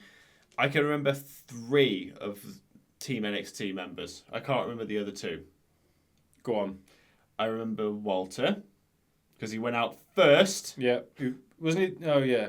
I remember Ciampa. Yeah. And I remember Keith Lee, because he went out last. So I remember Yeah. distinctly the final 3 were Roman, Seth, and Lee. And Lee beat Seth. God, yeah, I can't remember that at all. I'm going to look this up. It's fine. Survivor Series 2019. Yep, I'm pretty sure it was 2019. This is where we had like every champion, every mid-card champion, every women's champion from all 3 brands went in triple threat matches. Mm-hmm. I know Roderick Strong was there because he was North American champion at the time. Oh, God. So it was 2 you couldn't remember? Yeah, I think so. Bloody hell. This is weird. Go on. Matt Riddle. I did think Riddle, but I wasn't sure. Damian Priest. Wow. Yeah. How time flies in 5 years. Damian Priest and Gunther on the same team. What happened to Keith Lee? He's very, very poorly. It won't be long until he retires, I think. Yeah. Because he's still signed to AEW. but he's had that many health issues, he just can't get cleared. But he had a hell of an NXT run, a decent run in AEW, a half-decent run in WWE. Bearcat Lee. I think of moments with Lee. I think of that Survivor Series match. I think about his stare down with Brock Lesnar at the Rumble. Really cool moments like that. I didn't even mind Bearcat Lee, you know. I thought it was quite a cool name. That's not what was best for a character like him, though. No. Like an absolute monster that can do the things he does and then ends up speaking like Frasier. Yeah. What can't he do? Wrestle apart, get cleared. Yeah, that's the problem. Yeah. I think it's heart issues more than anything. Yeah, I think I heard that somewhere. I remember. Yeah, I think it's a long COVID thing. Jesus. Yeah, he caught it not long after he joined AEW. Was away for a few months and he just couldn't quite get back to those levels again.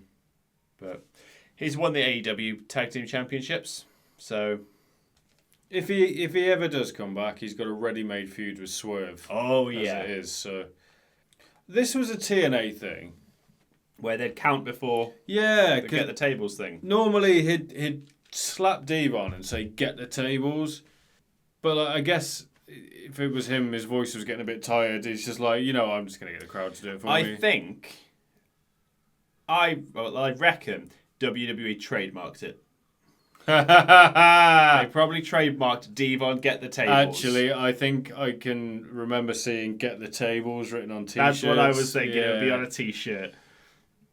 God, Slick is having a nightmare with that table, isn't he? Go to IKEA, mate.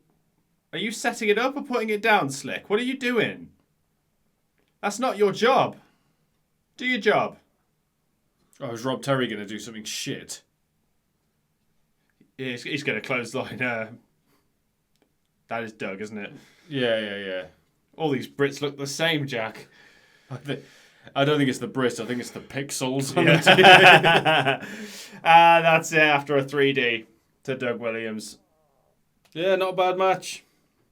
Yep, some people come down. Yeah. Took me a moment to realise that's one of the Daivaris. There's been a few Daivaris in WWE, and I don't know which one that is. Sean Daivari, is that? Or Ari Daivari. There were a couple of them. Yeah. But he's one of them. He slapped him right in the stomach. Well, Bubba ain't going to hold back, is he? Do you know when he did this to Dixie Carter? I do. The power through the table. Yeah. It was the face afterwards. Do you remember when he did it to Moolah? Yeah. And she asked him to fucking slam him as well. Don't be a pussy and fucking do it. This is completely irrelevant, but what we were talking about earlier just reminded me. Have you seen that interview that Adam Pearce has just done with Chris Van Vliet? I've seen bits. You seen when he's talking about Brock Lesnar? Yeah, I have. But tell the audience. He goes, how do you... He said, I know it's a fireman's carry, but he goes, how do you lift for the, where are you going to grab me when you lift me for the F5? And Brock told him, and Pierce was like, yeah, no worries, I'll get light for you. And Brock went, you don't need to get light for me. It's like, I know, but I'm gonna. Such a scary man. You don't need to get light for me. Oh, I know. Yeah, don't worry about it. I don't know how you would do that, though, because how do you not become dead? But do you put... Jump, I guess. It's all about, like... Oh, I thought you meant when he was on his shoulders. I mean, you can't... Oh, no, getting someone up, I thought it was. That makes more sense. Because you can make yourself heavy by, like, grounding and shifting your centre of gravity, can't you? I guess that's what wrestling is sort of all about. I mean, wrestlers would know. Yeah. Us just more than we would. Us just sat here going, oh, you couldn't pick him up. So, Lauren interviewing Slick Johnson. It's like, yeah, I'm sorry, I made a mistake. I'm sorry, I've got sweatbands on my forearms and this stripe down my chin. I got distracted by the shine on my own head. It's very shiny. It is a very shiny head on our Slick Johnson. This is the only time Cornette is mentioned in the whole pay-per-view as well, which made me realise that we're in the middle of the Cornette era. That's madness, isn't it? Which is weird to think, because I would expect better. Yeah. Oh. There you go. I knew as soon as you saw that, you knew what was coming. Here comes Sojo Bolt. Who the fuck is Sojo Bolt? I might be wrong, but I think she only wrestled for like TNA. And she wasn't that good. Yeah. There are 4 women involved in this match. I know 2 of them. I do not know Sojo Bolt. I'm not sure if I know Jenna Maraska. She was on a TV show. Well, that makes more sense. Can't remember what it was. What do you want for Charmel's theme, Jack?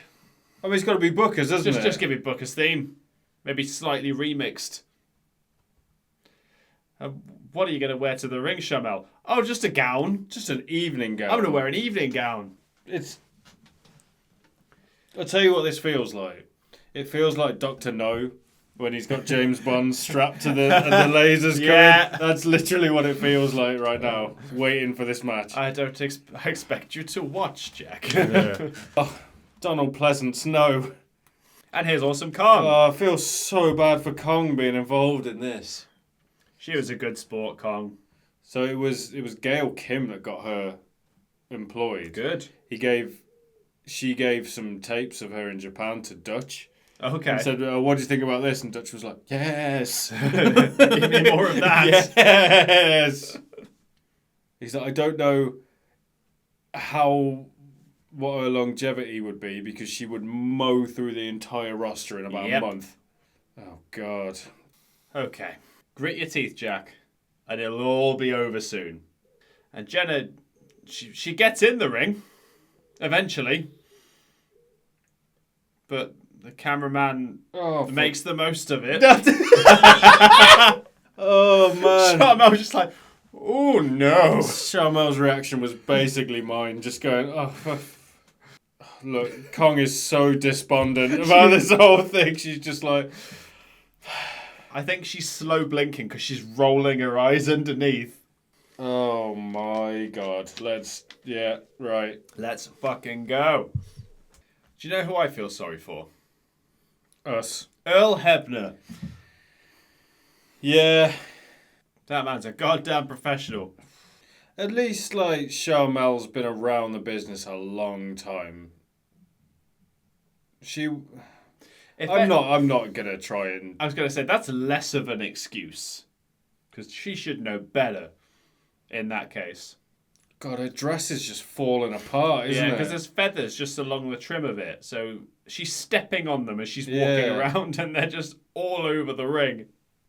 I love the fact that Charmel's winning. She's kicking Jenna Maraska on the floor and then goes out to, like, Sojo Bolt. So what am I doing? You go back and punch her again. Yeah. Cool. Oh, we got a kind of camel clutch. Yeah, there it is. I wonder if this is a deliberate thing. She's using the Main Event Mafia's moves. So that's a... Oh, yeah, it's a Steiner recliner. Steiner recliner, that was it. I mean, I don't think she's pulling off a jackknife powerbomb. Probably not. Honest. Like I've said, I don't remember a damn thing what is happening now? Oh, no. Technically, that was a crossbody. Yeah, it was. She didn't like the way she hit the ropes. There's the slaps you were talking about. Oh, no. There's worse ones. There's definitely worse ones. I swear that she's like stood up and she like chases her down. Yeah. Well, now Charmel has stood on Jenna's hair and starts pulling her up while standing on her hair. I think the crowd are chanting. The crowd, I was literally the first time. Just about to say, yeah. Yeesh. She can't hit the ropes. Yeah, you don't want to piss off Awesome Kong, Sojo. I wonder what Sojo Bot's doing now. I think she's as far away from this as possible. Yeah, retired in 2013. That was the slaps there. They call it paint brushing. That's the right term for it. Oh my God. This guy just turns around. Look, he's like, I'm not watching any of this. I did not realise he had his back to the fucking action hit. Well, action's a fucking... That's a stretch. Jenna has pulled out one of Charmel's extensions. And this is just devastating news to Charmel. Oh, Kong did not catch her. Yeah. Oh, just looks at her and goes, all right. So Kong's got hold of the extension, has a hell of a laugh with it, puts it on her chest and beats her chest. And Sharmell is begging to have it back. And Kong gives it to her, but for a price. Best move of the match. Just a right hand from Kong. Yeah. And Jenna pins Sharmell, if you want to call it that. Fucking Earl Hebner's just stood there like, Is this a pin? What are you doing? Look at his face! Earl's like, get out of the ring now. Yeah. Fuck this. We're leaving. We're going home. We're never coming back. Oh my god. So Jenna gets onto Kong's shoulders to celebrate and is a little overzealous. Oh, go on. And Kong's not particularly happy. Give her an awesome bomb. Yeah, Kong's having none of it. Jenna slaps Kong. Slaps Kong. Oh, it's the best slap she's done all match. No awesome bomb, but you got a nice splash. Yeah, we got an awesome splash. It's fine. Well, thanks for coming, Jenna. We'll see you again. Never. Oh my god. Jeremy Borash is backstage with the coolest man on earth, Kevin Nash. What does his top say? Big sexy. Oh, yeah. Of course it does. You can't read it because it's in the world's ugliest font. Yeah. I thought it said Gus Spray. Gus Spray. Yeah. Oh, yeah, I can see that. Future Jeremy, put it there for everyone to see. Look at the state of that. Oh, shut up about the broken freaking neck. Did he? Yes. Nash is in it for the cash. I mean, yeah, of course. Well, yeah. He wins the Legends Championship and he earns more. That's all Kevin Nash has done in his career. And he's made no, like... He's gone where the money's gone. Yeah, Yeah. Absolutely. I have a weird thing with Kevin Nash. He is far from my favourite wrestler. Yeah. Or one of my favourite wrestlers. You can get behind that. But I love watching him. You talk about people who have got it. Yeah, that's it. Kevin Nash has got it. I don't think he'd even make my top, 20. Yeah. If I had to think about it. But every time he comes on, I'm like, yeah, man, it's Kevin Nash. I don't think he'd make my top 50. It'd definitely be top 50 for me. But I think your style and what you like is a little more classic than mine. Yeah, I lean... When I think of, my favourites, I tend to... Nostalgia plays a big part of it. Speaking of favourite wrestlers, though, get ready to fly. Yeah. It's AJ Styles. I don't even know if Styles would make my top 20. That's insane to me. No, he would. He definitely would. he's firmly at number one for me. Oh, man. We said it about Lesnar earlier. There's not going to be another Styles. No, definitely not. Because I think he gets compared to Shawn Michaels quite a lot, doesn't he? But I think he's way more athletic than Shawn Michaels. Yeah, if a modern day Shawn Michaels, it would be like a Seth Rollins. Yeah, I'd say he's the best comparison. Broken back and everything. Yeah. But yeah, Styles, just put him with anyone, good match. Any style, good match. Ridiculous. Not the best on the mic, I will admit that. Not the best. He's not bad. Far from the worst. Never bad on the mic. You can give him a microphone comfortably. Yeah, 100%. But he'd get eaten alive by some of the people at the top of that list. You got to get him early and you got to get him hard. I know he's called Big Sexy, but we said Styles is good. Jesus. Why is that ring around Styles' neck? That's a big ring. Is it a choker? It's like an actual ring for your finger, but it looked too big. Got to be a reason. Where's he going to put it? Don't hit his quads. Actually, yeah, it's the weak spot, isn't it? He's had so many knee surgeries. SmackDown versus Raw, when it's got the body parts that are injured. Yeah, that's already orange. When he comes out, yeah. I don't know why that got me so much. Dr. Abyss, his head had come out red already. Oh yeah, I forget there were TNA games, weren't there? There were a couple. Yeah. I don't know if they're any good. I've never played one, but it'd be something. I played the first one. It was shit. Sorry, you were drinking. I say little things like that with Styles. When he goes to the outside, he manages to fake a plancher, spread eagle, and come back so fast. Yeah, it's just what the fuck, man. Springs in his legs. Oh, have you never watched a Kevin Nash match? He's holding the... Nash goes over the top. I don't think he's ever gone through the middle I've never ropes, seen has he? that. Oh my God! Don't do it now. Don't do it now. That looks so weird. Why does that look so weird? Never do that again, Kevin. He looks like how I would get into a wrestling ring. Like, I'd try and do it really cool, But it would just look slow. but because I've never done it, I'd just be like, Oh. I've got into boxing rings, like Thai boxing rings, but there's 4 ropes, and you don't know which one to go through. It's really weird.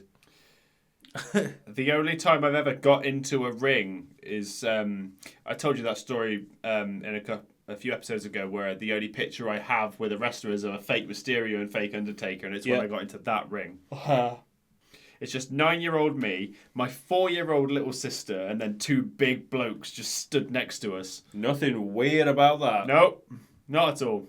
So what I was going to say was, is TNA Impact, the video game, was it better than Fight Forever? I didn't find Fight Forever that bad, to be honest. I played it for a couple of hours, and I was Malachi Black, and I learned. Of course. Yeah, of course. I learned. I mean, look at me, man. Come on. I learned to do a black mass, and then I lost a battle royal, and yeah, it was all right. Was that the career mode? Yeah. I have also played a couple of hours of Fight Forever. I did exactly the same thing as you, except I was Pac. Nice. Why I pet? Yeah. Now listen here, right.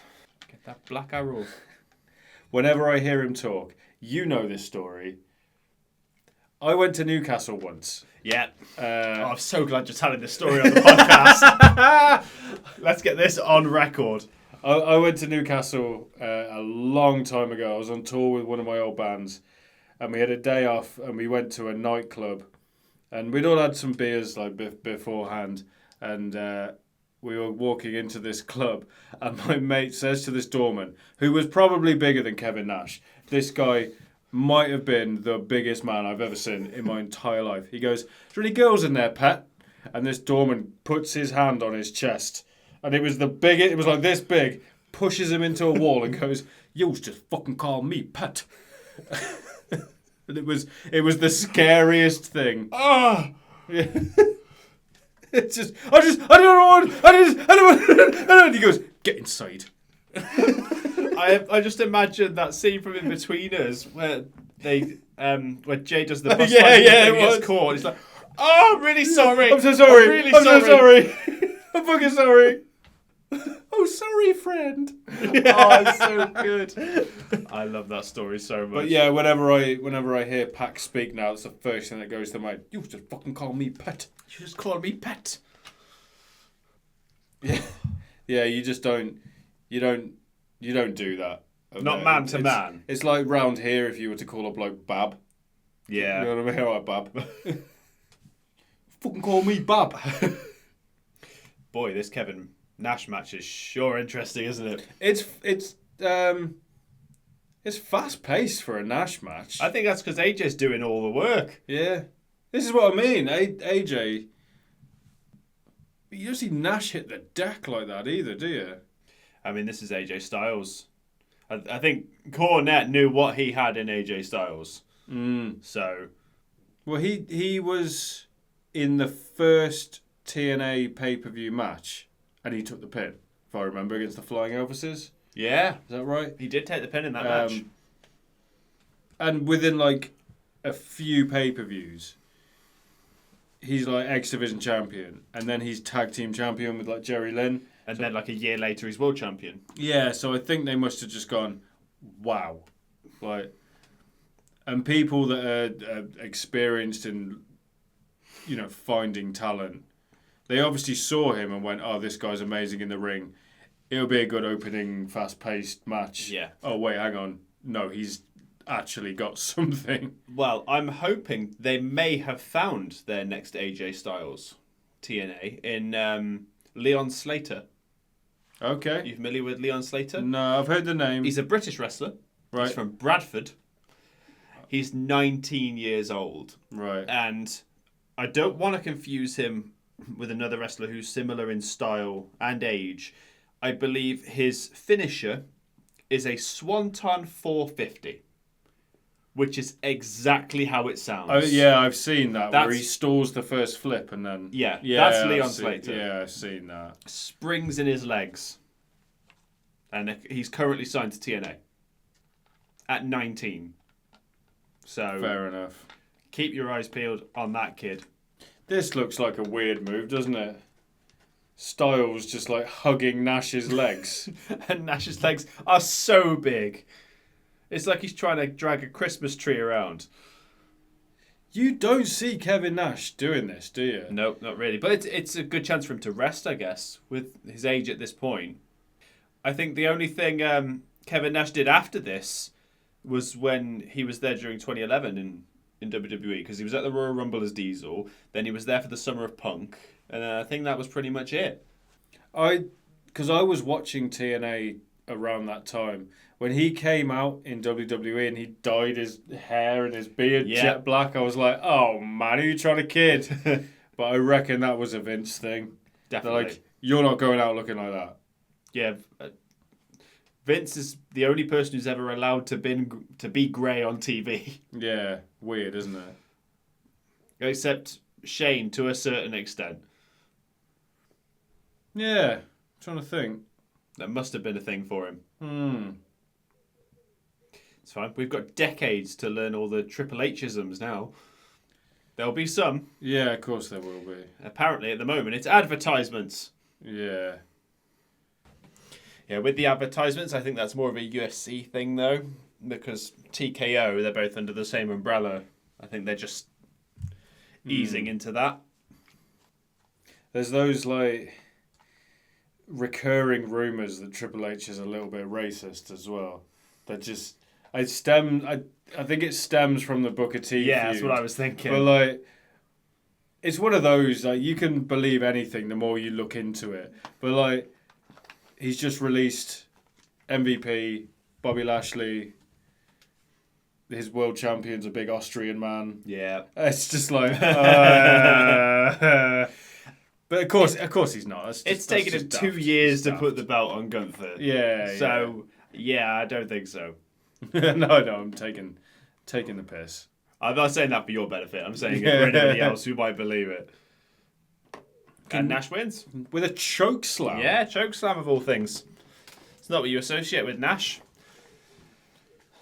Had the piss kicked out of him, though, to be fair. You don't see that from Nash. He's got some of Charmel's dress up his back. That's the ring he's got around his... Yeah. It's got to be his wedding ring. Yeah, maybe. So that's 1 out of 3 MEM matches to tick off. Nash ain't going anywhere anytime soon. He's still hired. Lauren is backstage in the women's locker room looking for Tara, who isn't there. Oh, Slick comes out in a towel. Yeah, he does. Yeah. Well, it's not quite a towel, but he's topless and his pants are undone. So, and he's saying that he was getting his spider bite looked at, and it's Madison Rayne. Keep your mouth shut, but this camera is fine. So now we have Booker T and Scott Steiner versus Beer Money for the tag titles. They make a big deal about the fact that Booker and Steiner are two halves of two of the greatest tag teams of all time. And obviously that's valid, but they hammer it. Why did they come out to the Mafia theme, but Nash didn't? What theme would you give them? Knowing their egos. Well, Steiner's ego, I'd imagine, more so, but I don't think either of them would be happy if they went out to the other's theme. Suppose Booker's already had his theme played. I think it's just the safer option. So we've gone back and watched loads of old WCW stuff. Oh yeah. Like, you were familiar with that Scott Steiner, weren't you? Not before we started this podcast. Right. Is it weird seeing him as Big Papa Pump now? No, it's the other way around still for me. Because I'm most familiar with his brief WWE run in like 2003. Right. And then he was Big Papa Pump then. He had the dyed hair, he had the The facial hair, the sunglasses, the chainmail helmet thing. I distinctly remember he had a like a bodybuilding show off with Triple H on an episode of Raw. Do you know why? Go on. He was injured. Ah, okay, that makes sense. That's why the feud was there was no matches, so it was all arm wrestling, bodybuilding, push-ups and stuff. He wrestled that match with, I think he had drop foot, whereas the arch in your foot like disappears, and that's like why the match was so crap. Yeah. Bobby Roode, man, I don't know why it took him so long to ascend in TNA either. Like, In hindsight, I think that's easy to say, but at the time, I think it was just hard to stand out. I don't know. I couldn't tell you what it was. I'm glad he got there eventually, though. Yeah. I know I've said this before, but like all the ex-WWE guys that came through TNA looked at Bobby Roode and went, "Why are you here?" Yeah. Well, the last TNA pay-per-view we covered, it was a 2011 one, wasn't it? The main event was Kurt Angle versus Bobby Roode. Yeah, it was and the Roode didn't win. And you explained to me that James Storm won the title like a week later. Yeah. And then Roode won it again a week later. Yeah. Utterly bizarre to think that. But I think that was due to injuries on Kurt's behalf, and there might have been a longer story, and they just sped it up a bit. It's still just very strange in hindsight that that's the way he wins his first ever world championship. Turns heel on his... Yeah. With no build, practically. Speaking of turning heel, I saw something earlier that made me laugh. It was about Dominic Mysterio. Yeah. Right? He's the biggest heel in WWE at the minute, yet he managed to have a heel turn at SummerSlam. He turned heel while being heel. When I saw that, I was livid. Yeah, livid. Do you know why? Because it was Liv. Because he's not the first to turn heel while being heel. They're acting like this is this groundbreaking thing. Yeah. And everybody forgets the Festival of Friendship. Kevin Owens turned heel while being heel. It's too soon. Why is my name on this? Oh. I'll not have that be forgotten. No. That was so good. That segment's about 7 years old now. Yeah. Isn't that depressing? Because Jericho was a AEW original, wasn't he? He was there from the very start. He was their first world champion. Mm-hmm. Yeah. Hall of Fame soon? When he retires. We don't know when that'll be. The man just doesn't give up. Yeah. I mean, definitely worthy. Oh, yeah, 100%. But he's outlasted Bryan Danielson. Yeah. He's going to retire. I don't know who was wrestling first. Jericho was 92. I know that for a fact.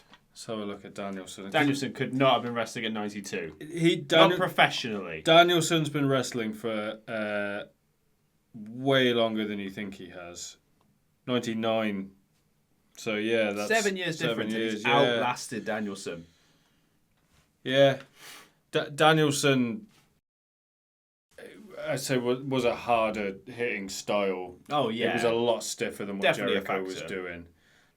But do you reckon is Danielson in the Hall of Fame? Do you reckon that could happen? It has to. That man main evented a milestone WrestleMania and created one of the greatest moments in the history of that show. Bigelow main evented WrestleMania 1. He did. And he's still not in it. Did he beat all members of Evolution in one night? No, I don't think he did. Nah. There's so many wrestlers that should be in the Hall of Fame, but aren't. And vice versa. You've got to give it time. I think they're slowly adding more people like per year. Because don't forget, when they started the Hall of Fame, I think it was one person per year. Yeah, it was Andre first. Yep. There's Sammartino, I want to say, but I'm not sure. Could have been. No, he was fairly recent, wasn't he? Was he? Yeah. I feel like he was way older than that. No. Very surprising if he's not one of the first. Sammartino was like 2018. That's insane if that's the case. I think. Because he fell out with them for ages. Hall of Fame class 2013. That is more recent than it should be. Yeah, ridiculous, isn't it? Who else should be in there? Haku will go in next year. Yeah. Well, we've established that every year they've sort of decreed it that they have to have a person of colour, they have to have a female. So Haku as the person of colour is perfect. Particularly while we're in the bloodline stuff. It makes perfect sense to put him in there. Female, well, Tara, Victoria. Possibly. Yeah. Sullivan will probably go in. Bray. Sullivan not. He might be as part of a team. Get that phone. Oh my God. We're back again. So you remember when I said that nothing happens in this pay-per-view that we can remember? For anyone who's new to the podcast, this is what we do when there's fuck all to talk about with the matches because nothing is going on. No, not in the Hall of Fame. We didn't officially do anything in WWE, did he? Not really. Yeah. Sullivan might now. Sullivan will. Bray, I hope, headlines next year. Yeah. Who inducts him? His family, I guess. Yeah. Bo's the obvious one. So, Bray, Sullivan, Victoria, Haku. It's quite a lineup. If you do that, you'd only have Haku and Victoria there in person. I don't think Sullivan would go in yet. He's going to go in. Is Flair in there yet? He's in there twice, isn't he? On his own, I mean. Obviously, the Horseman. He must be. Yeah, he must. Yeah. Jesus! The Horsemen are. I know that for a fact. I don't know if Flair is on his own. Hall of Flair. Oh, he went in first on his own. Christ. 2008, was that... That's the year he retired. So the same year, the same Mania where he faced Shawn Michaels is when he got inducted. Okay, no. And because of the way it worked, they would have had to do that before his match with Michaels. So way to telegraph the result of that match. Oh, man. Yeah, Bray will headline. They always have about half a dozen people or performers in there. I don't think Tyson's in there yet. I think we've realised that. Is Batista in it? Yeah, he headlined one year. He's definitely in there. He might have been very, very recent, actually. I don't think Tyson's in there. There was a musical artist that we realised. I know we talked about Lemmy, but I can't remember if he's actually in there or if... Lemmy should be if he's not. Yeah, definitely. But then that's another Triple H posthumous one. Yeah. Oh, yeah, it will be Triple H. Yeah. Steiner's in now, isn't he? I think the Steiners are. The Steiners are. I don't think he is on his own. He should be. I'll tell you who goes in this year, actually, the Hardy Boys. That's a good shout. Apparently they've offered it to Jeff and he turned it down because he wanted to go in with Matt. Yeah. Oh, yeah, there has to be a group as well, doesn't there? So you could have the Hardys, could have the Dudleys, could have the fucking Brood if you really wanted. You could have the Hardys. You could have Lita. Wait. She might be. She has to be. I know Trish is, and if Trish is, Lita should be. Yeah. No, don't do it. I'm going to do it. What's her name? Amy Dumas. Yes, but I think if you search Lita, you'll be fine. I want to be clever. Yeah, we all know wrestlers' real names. Yeah, she is. I mean, she could induct the Hard. Oh no, maybe not. Yeah, I don't think so. Who inducts the Hardys though? It has to be like Edge and Christian. Neither of which are with WWE. Yeah. They'll get like Bubba probably. Bubba's got no affiliations to either company at the moment. He's got his own podcast. Yeah, true. So he could just do that. Michael Hayes? Maybe. Wasn't Michael Hayes their first manager? Yeah, I think so. Yeah, when you think Hardys, you just think of those other two teams, don't you? Yeah. Oh, a spit of beer into the face of Steiner, but also gets Hebner. DWI. DWI. Driving with influence. Driving while investing. Beer money. Yeah? Yeah? Well, I thought DUI was driving under the influence. I didn't name the move, Jez. Don't shoot the messenger. Well, you could have told me earlier. That Hebner's selling the beer in the Isla. Yep. Is he banishing him to the back? No, I think he's just telling him to get in the corner. Oh. But it says a kick from Booker T. Standing him on the naughty step. And an awkward amount of time later, Steiner gets the 3. Oh my God, was that Storm trying to be quicker than Hebner? That was pathetic, wasn't it? Storm's like crawling very slowly. It's just, stop. So that's 2 out of 3. They're the main event Mafia have won. So what Foley does say in his earlier promo, he's like, don't leave it all to me to keep this going. But that's exactly what's happened. Yeah, it's mad that those two were like part of seriously renowned tag teams. With their own brothers. Yeah. Oh, God. Was this the start of Booker just being really stupid in TNA? I don't know. Booker's tenure in TNA is completely off my radar, so I don't know it. He just started doing things to entertain himself, I think. Are you ready for a promo with Booker T and Scott Steiner? Yes! Jeremy Borash can't get a word in. Look at Jeremy Borash. Oh God, he's just put up with Booker being mental. Now you got to interview Scott Steiner. God, you can hear Bron Breakker in that voice, can't you? That's exactly what I was going to say. There's no man. DNA test needed there, is there? Look, Borash looks pissed. God, do something, Jeremy, then. God, if you're that annoyed, tell him. You're going to tell Scott Steiner no? I don't think I will. I'm not the one that's pissed off at him. And even if I was, nope. No, thank you. Jesus. Lauren is backstage with Samoa Joe. Not that you know. Look at that. Does he look familiar? He looks like how my character in Dark Souls normally ends up looking by the end. Are you sure he doesn't look familiar? Because Joe has said that he's had a trainer for a little while and he's going to announce who it is. Or you're going to find out during this pay-per-view. Yeah. Oh, so this is Taz's debut? Yes. Sick. That's why he's there, towel over the head, just Tazzing it up. Lauren's like, Who could it be? Oh, well, you might as well have Taz written across his head. Just the number 13. Yeah. Oh, he said it's showtime to Sting. Yeah, that's a precursor, isn't it? So I did a little bit of research after this show. Would you like to hazard a guess as to how old Samoa Joe is during this pay-per-view? I couldn't even tell you how old he is now. 30. Bang on. Is he? He's 30. Jesus Christ. Younger than both of us. But he looks the same. Yeah. Just less hair. It did flash up 30. What the fuck? Oh, I wonder who it is. Does his theme start with a heartbeat? Dun. No. So, I didn't know about the Nation of Violence thing. So I literally just written in here, the Nation of Violence. I don't think it stayed very long. He's billed as being from the Nation of Violence. Yeah. That's mental to me. Well, I mean, look at all of the bloodline. I just imagine all they do is fight all day.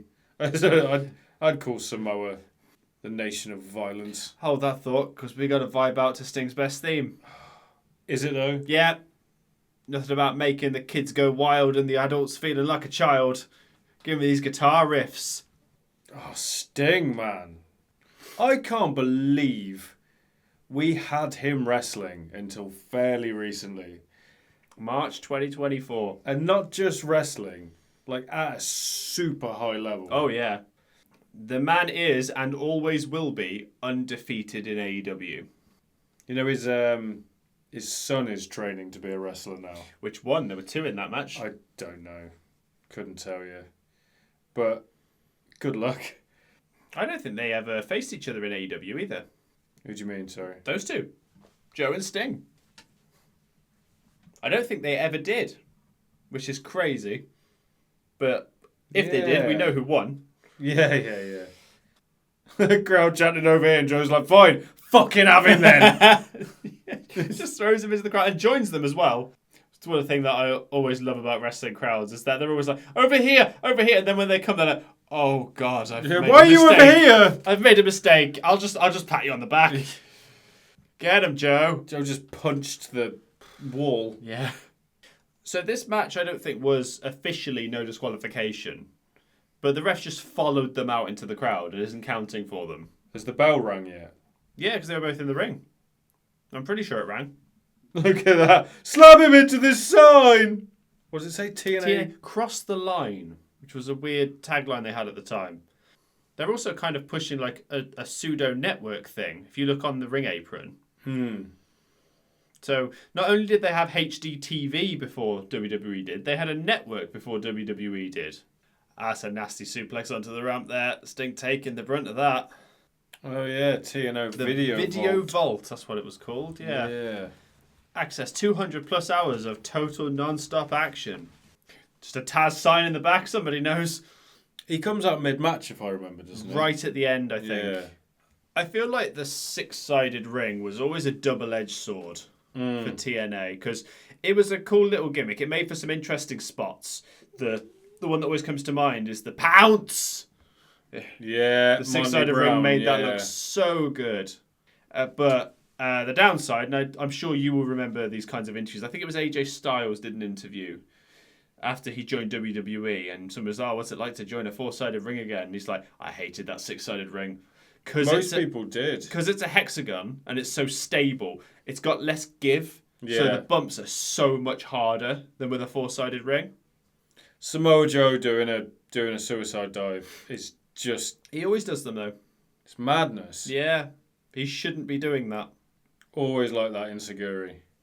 It's the real bread and butter of like a really good wrestler is that you've got those 4 or 5 moves that no one else really does. And they always look good. Joe always had that. Styles always had that with a few different ones. Like him and Balor were the only people I've ever seen do the Pele kick. Yeah. And Styles, his one looks way better than Balor's. Yeah, Styles looks more athletic. Yeah. Because he properly does a backflip where like Balor's looks like an overhead kick. Yeah, but he snaps himself backwards, Balor does. But what I like about Joe is he'll do a big move and then he gives it time to let it breathe. Yeah. Like, I think this is why a lot of the older wrestlers and a lot of older wrestling fans have problem with the AEW type wrestling. It's like move, just and then move, and then move. Yeah. It's become a real problem in terms of like no selling because that's one of the main criticisms of AEW. Mm-hmm. The match that springs to mind right now is Penta versus Orange Cassidy, where they did the Destroyer off, for lack of a better term. Yeah, but I get it to a certain point. There's one spot that I do really like, and it happens quite a lot, and it's always like a suplex. Like a dragon suplex or a full Nelson suplex or something, and the person stands up straight away, clothesline, and then they're both out. Just as an act of desperation. I get that. If done right, that looks really good. That's the point, though, is it has to be done right. If you look at the careers of both Sting and Hogan, they made a career off of no selling in a way, but they had their moment, and they never really no-sold a specific move. Yeah, that was their comeback almost. Yeah, well, we also said a couple of episodes ago back in Uncensored that, like, Hawk never sold pile drivers. Hawk? Road Warrior Hawk. I still thought you were still talking about Hulk Hogan. No. I was like, Hawk. Yeah, Road Warrior Hawk, he never sold a pile driver. Yeah. Whenever he got hit with a pile driver, he'd just get up. Just stood back up. Yeah. And then I'd do a drop kick on the outside. Exactly. So there's a time and a place for it. It has to be the right people. Samoans and headbutts.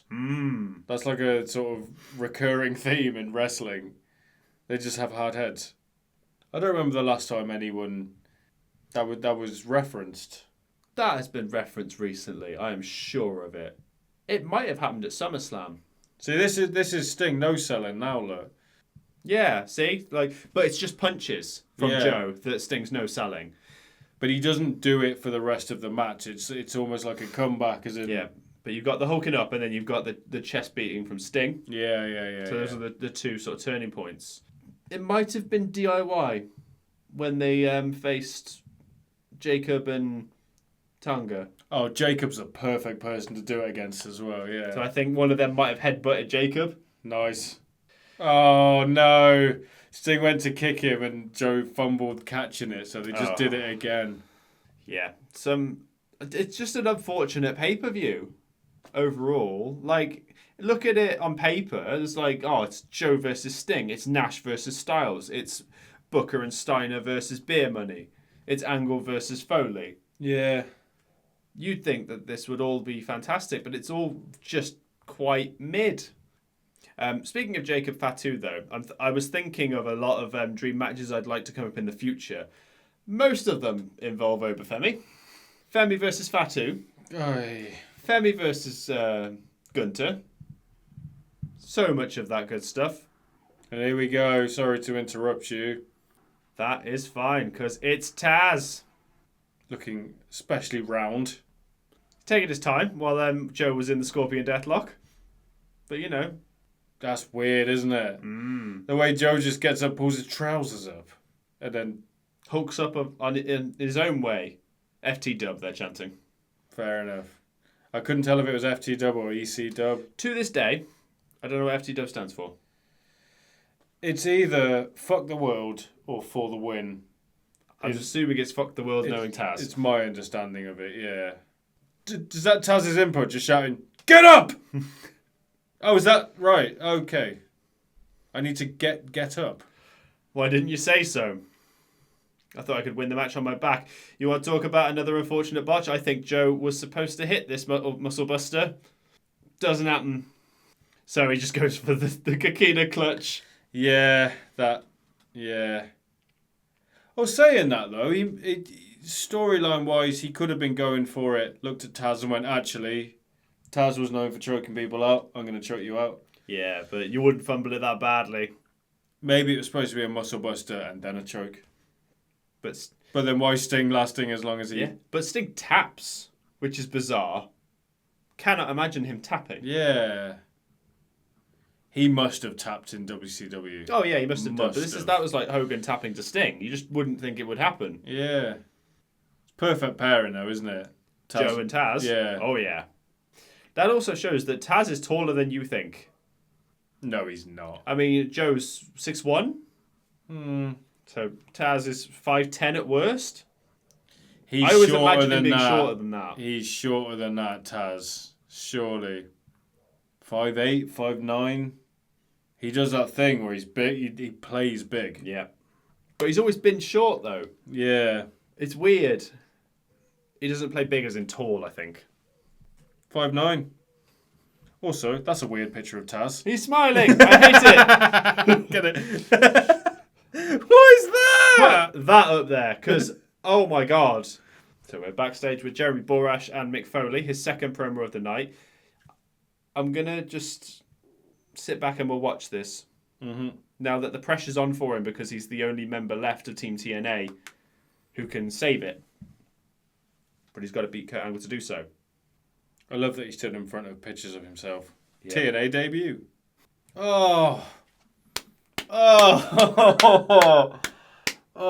Foley is so good, man. One of the best on the mic. Yeah, Foley, man. Like, literally gave his body to entertain the fans. And I'm so glad that he's one of those wrestlers that people don't have a bad word to say about. Nope. They're just like, Mick Foley. Like, he seems like the nicest guy. Yeah. Because he's done it all, like, character-wise. He's been a face, he's been a heel, he did the crazy character thing. He's worn a mask. He was Dude Love. Yeah. More ironic is that he did Dude Love as a heel. Yeah. Doesn't seem like that makes sense, but... So, random question, because it's just stuck in my head. Is that the same thing he debuted with, Angle? I think it was, yeah. Because I always remember when he first turned up and you had those, like, swinging light shots of him. I always thought that was really cool. Yeah, him jumping over was a big deal. Definitely. He was the first huge name to move over. Christian was a big name. But obviously, I'd say Kurt Angle is a bigger name than Christian. Multi-time WWE champion. Yeah. Headlined WrestleMania.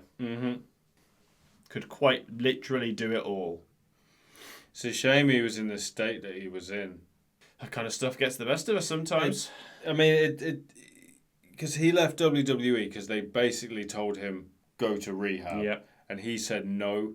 So the fact that he was in a state where he needed to be going into rehab and he said no and did it for another 10 years is just madness. Andrew Thomas, you look like you're made of Play-Doh. He looks like he's eating something he doesn't like as well. But he's also holding that belt that looks a little bit like tinfoil, so it's just a bit off. Yeah. Everything's a bit off. And Foley's wearing a t-shirt of his own face. Hardcore legend. I'm pretty sure that was Terry Funk's nickname as well. Well, they're synonymous with each other, aren't they? I was going to say, have we ever covered a match they've had together, and I don't think we have. The only one I can recall is there would have been one around beginning of 1997 with Chainsaw Charlie. Yeah. Chainsaw Charlie. God, look how small Kurt looks here. Yeah, man, he was obviously struggling a lot. He's lost a lot of weight. He's let his hair and his beard grow out. Yeah. And somehow, I don't know how this is possible, his teeth look weird. His jaw doesn't look right. I know he wears a gum shield and stuff. It's obvious when you look at him there that, he's got a gum shield in. But it might be the lost weight, making his jaw look smaller. Yeah, possibly. But to your point earlier, the fact he was still able to do this while going through those issues. He went through issues. He went through a nasty divorce and all sorts. It's a hell of a testament to the man he is. Yeah. Paved the way for a lot of people as well from an amateur background. Yeah, definitely. For it to be taken as seriously as it does. Well, him and Lesnar, I guess. Oh, well, he was before Lesnar. He was a few years before Lesnar. Yeah. I think he was originally approached just after he won his gold medal, he was approached. He was approached by ECW first. Yeah. Do you know that story? Yeah, I do know the story. I think you said it on the pod, actually. Yeah, about it was the crucifixion. Yeah, thing, it was Raven crucifying Sandman. Yeah. Being a Christian, he was like, absolutely not. I don't think it was... Obviously, him being a Christian had a big part of it as well. But I think what the biggest thing was Paul Heyman's reaction saying, I didn't know they were going to do it. Kurt Angle saying, well, if you're the owner and the promoter and you don't know what's happening inside your company, no. What happened then? Kurt paused. I think Kurt's attire is quite interesting here. So he's got the traditional red, white, and blue singlet, but it's got bits of pinstripes through it, which I think is the mafia boss, because he's the leader of the main event mafia. I didn't even clock that. I've only just registered that that's probably what that was for. Yeah. Bit Al Capone kind of. Just a tad. He's got a rose down the back as well. Yeah, there was roses in the Titantron for his entrance as well. Yeah, he was sniffing one in his graphic, wasn't he? All the crowd have been chanting over here for the entire pay-per-view. Foley picks the one crowd where they just run away. Is that Dixie Carter in the crowd? I didn't quite get a good enough glance of her. Could have been. If from the distance we just hear, oh, come on! Then we know it's Dixie Carter. That was, oh, come on! God, imagine Kurt Angle in the original ECW. The whole wrestling landscape would probably be so different now. Do you know what I imagine it would be like? What's that? Like Matt Striker in ECW. That's the gimmick I imagine. Yeah. He'd be the ultimate heel of just, don't you swear, don't use weapons, don't have any of the fun stuff that makes ECW fun. It would have been fun, but I don't think we would have got the Kurt Angle that he would go on to be. No, this was the thing about Vince, and I might have told the story on the pod, but I'm going to say it again anyway. Kane's the prime example.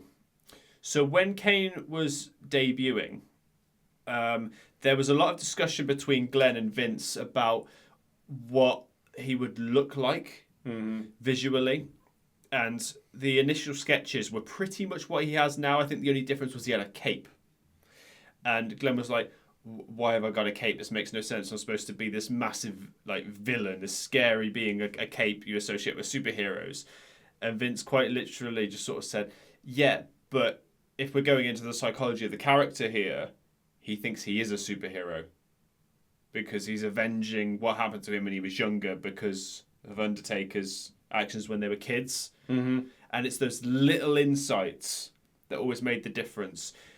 Whenever people came to him with like ideas for things, he'd always tweak them slightly, and he always had this knack for, well, in his prime, not much in the later years, but he always had this knack of just finding those little differences. Oh, that looked horrible. Yeah. Oh, Kurt back body drops him, and the backs of Foley's knees go right into the corner of the stairs. I'm sure Foley's fine. He's done worse. Kurt just boots him, and Foley goes, "Ow!" Yeah, ow. Have you seen the interview where Mick Foley talks about some of his most famous bumps and how much they hurt? He rated the Hell in a Cell a 3 out of 10. He said compared to some of the stuff he's done, that didn't hurt that much. He said being thrown through the cage and onto the ring hurt more than being thrown off the cell. Yeah, the second one hurt more. I think he says because he wasn't expecting it. Yeah. And also the chair follows him down and hits him in the face on the way down. That's why they sent Terry Funk out. Yeah. If I remember as well, doesn't Funk get chokeslammed and his shoes come off? Oh, I don't remember. And he literally gets chokeslammed out of his shoes. Well, that's a pay-per-view we're bound to cover in the future, so we'll soon find out. Yeah. No way we're not doing that at some point. I think he also said there was that one bump he did where he fell to the outside and there was no padding on the outside, it was just concrete. And he said that hurt more than the first Hell in a Cell throw. I used to have his DVD. It was like a 3 DVD thing of like his best matches, and he narrated it, and yeah, it was really cool. Depending on how recent the DVD is, I hope his match with Edge is there. Yeah, I had it about 10 years ago. Okay. That should be on there then. Yeah. Oh, Angle's got the ankle lock in. You know, I recently found out that that's a Mandela effect you had a few episodes ago. A lot of people thought it was called the angle lock. But it never was. Never was. It was always the ankle lock. God, it should have been though, Yeah, it makes perfect sense. Or was it called the ankle slam? Could have been. Food for thought. Oh God, perk salt. And of course it misses. Oh, it's such a good moonsault. He doesn't protect himself when he comes down at all. I think he might have legitimately hurt his knee during that move, because there's a point in a moment where they go to the outside and he's limping. Oh yeah, you can see him stop really weird. Yeah. Here comes the sock. You were saying Mick Foley's done everything. He's even made silly things work. That was a WWE thing, wasn't it, Mr. Socko? Oh, yeah. No, yeah, in fact, he pulled it out when Vince was in hospital to cheer him up. Yeah, he did. Yeah. Yeah, it was very strictly a WWE thing, because it was Mankind's thing. Is that the same segment? As the bedpan? Yeah. Yeah, same segment. Oh, I'll take it from here, nurse. So good. There you go. You see him really hobbling there. And I'm not sure if he's selling or if he's really hurt. Oh, I don't think it is Dixie Carter. Just looks like it. Yeah. Yeah, when I think of Socko, I sort of think of in the realms of like Head and Moppy. It was kind of that thing, which were all around the same era, so I don't know what Vince was smoking. Well, Moppy was supposed to be a punishment. Yeah. Because you give a guy like Saturn, who was an absolute beast, and he managed to get it over. That nasty elbow onto the concrete floor. All the crowd are looking up the ramp for some reason. Wonder what's going on up there. This is video. Oh, maybe, yeah. The ref's still got his head on the mat. I like how Dumb West tries to heal it up and go into denial. And it's like, oh, he kicked out in plenty of time. And he's like, oh, okay, I lied. It's about as close as you can get to a 3. No. Angle ain't giving up to the mandible claw. The ref's still selling his back, look. Doing his job. Back with the ankle lock to Foley. No, he doesn't tap until he grapevines the leg. Yeah. Oh, it's so good when he does it. Do you ever recall Mick Foley tap into anything? No, he's not the type, is he? It seems like he would pass out before he would tap, doesn't he? He's a pass-out guy. You going to tell me he taps out? Oh, my God. You got to foreshadow it. But not before a grapevine. There it is. There you it is. fucking called it, didn't you? There it is. Now you got to tap. That's 2 pay-per-views in a row now you've called something in the main event. There we go. Foley taps to the ankle lock. Couldn't believe that. He really doesn't seem the type to tap out to anything. There's another Brazilian Kurt Angle It's fan the same guy, I think. Okay. I think they're just from Brazil. They've come down to TNA and they're making the most of it. Kurt Angle, Brazilian fan number 1. And here comes Nash and Booker and Steiner and Joe and Taz. The main event mafia standing tall. Booker looks weird with no pads on, doesn't he? A clean sweep for the main event mafia. Yeah, doesn't surprise me. Before I watched the show, I didn't look up the results. I was like, let's go in blind and just enjoy it for what it is. I honestly thought Foley was going to win. And everything else was going to go as it was. It feels like some real foreshadowing where it's like, I want a clean sweep. It's like, well, only one match could possibly end. And it's going to be the last one because, yeah. So, they had a match earlier. So, if they've showered, I get that the others, most of them look fairly, clean. So, they might have just wiped the sweat off and whatever. So, either Steiner hasn't showered and he's just put a t-shirt, a hat and sunglasses back on, or he has showered and he's put his dirty gym tights back on. I'm willing to bet it's the former. He's just taken the pads off. But there we go. Main event mafia standing tall. Not much more to it. Thoughts on the pay-per-view? I mean, it happened. Yeah, this is definitely a pay-per-view that we've covered for an episode. It obviously had one of the worst matches I've ever seen on. Yeah. I still think we've seen worse. I think on paper it should have been at least 10 times better. Yeah, at least. Yeah, looking at some of the matches involved and the calibre of people. Yeah. But yeah, it was just a bit... Like I said when we opened this, I do not remember anything that happened. You can see why. Yeah. It was like an episode of TNA. Yeah. Oh, TNA, never change. Thank you very much for watching or listening to us talk over TNA Victory Road 2009. We'd appreciate if you consider giving us a like, comment on the video or the episode, subscribe or follow depending on where you are. Give us suggestions as to what other episodes you'd like us to cover in the future. We've taken a few on board before and done them, so you may very well have your request accepted. Until next time. Bye.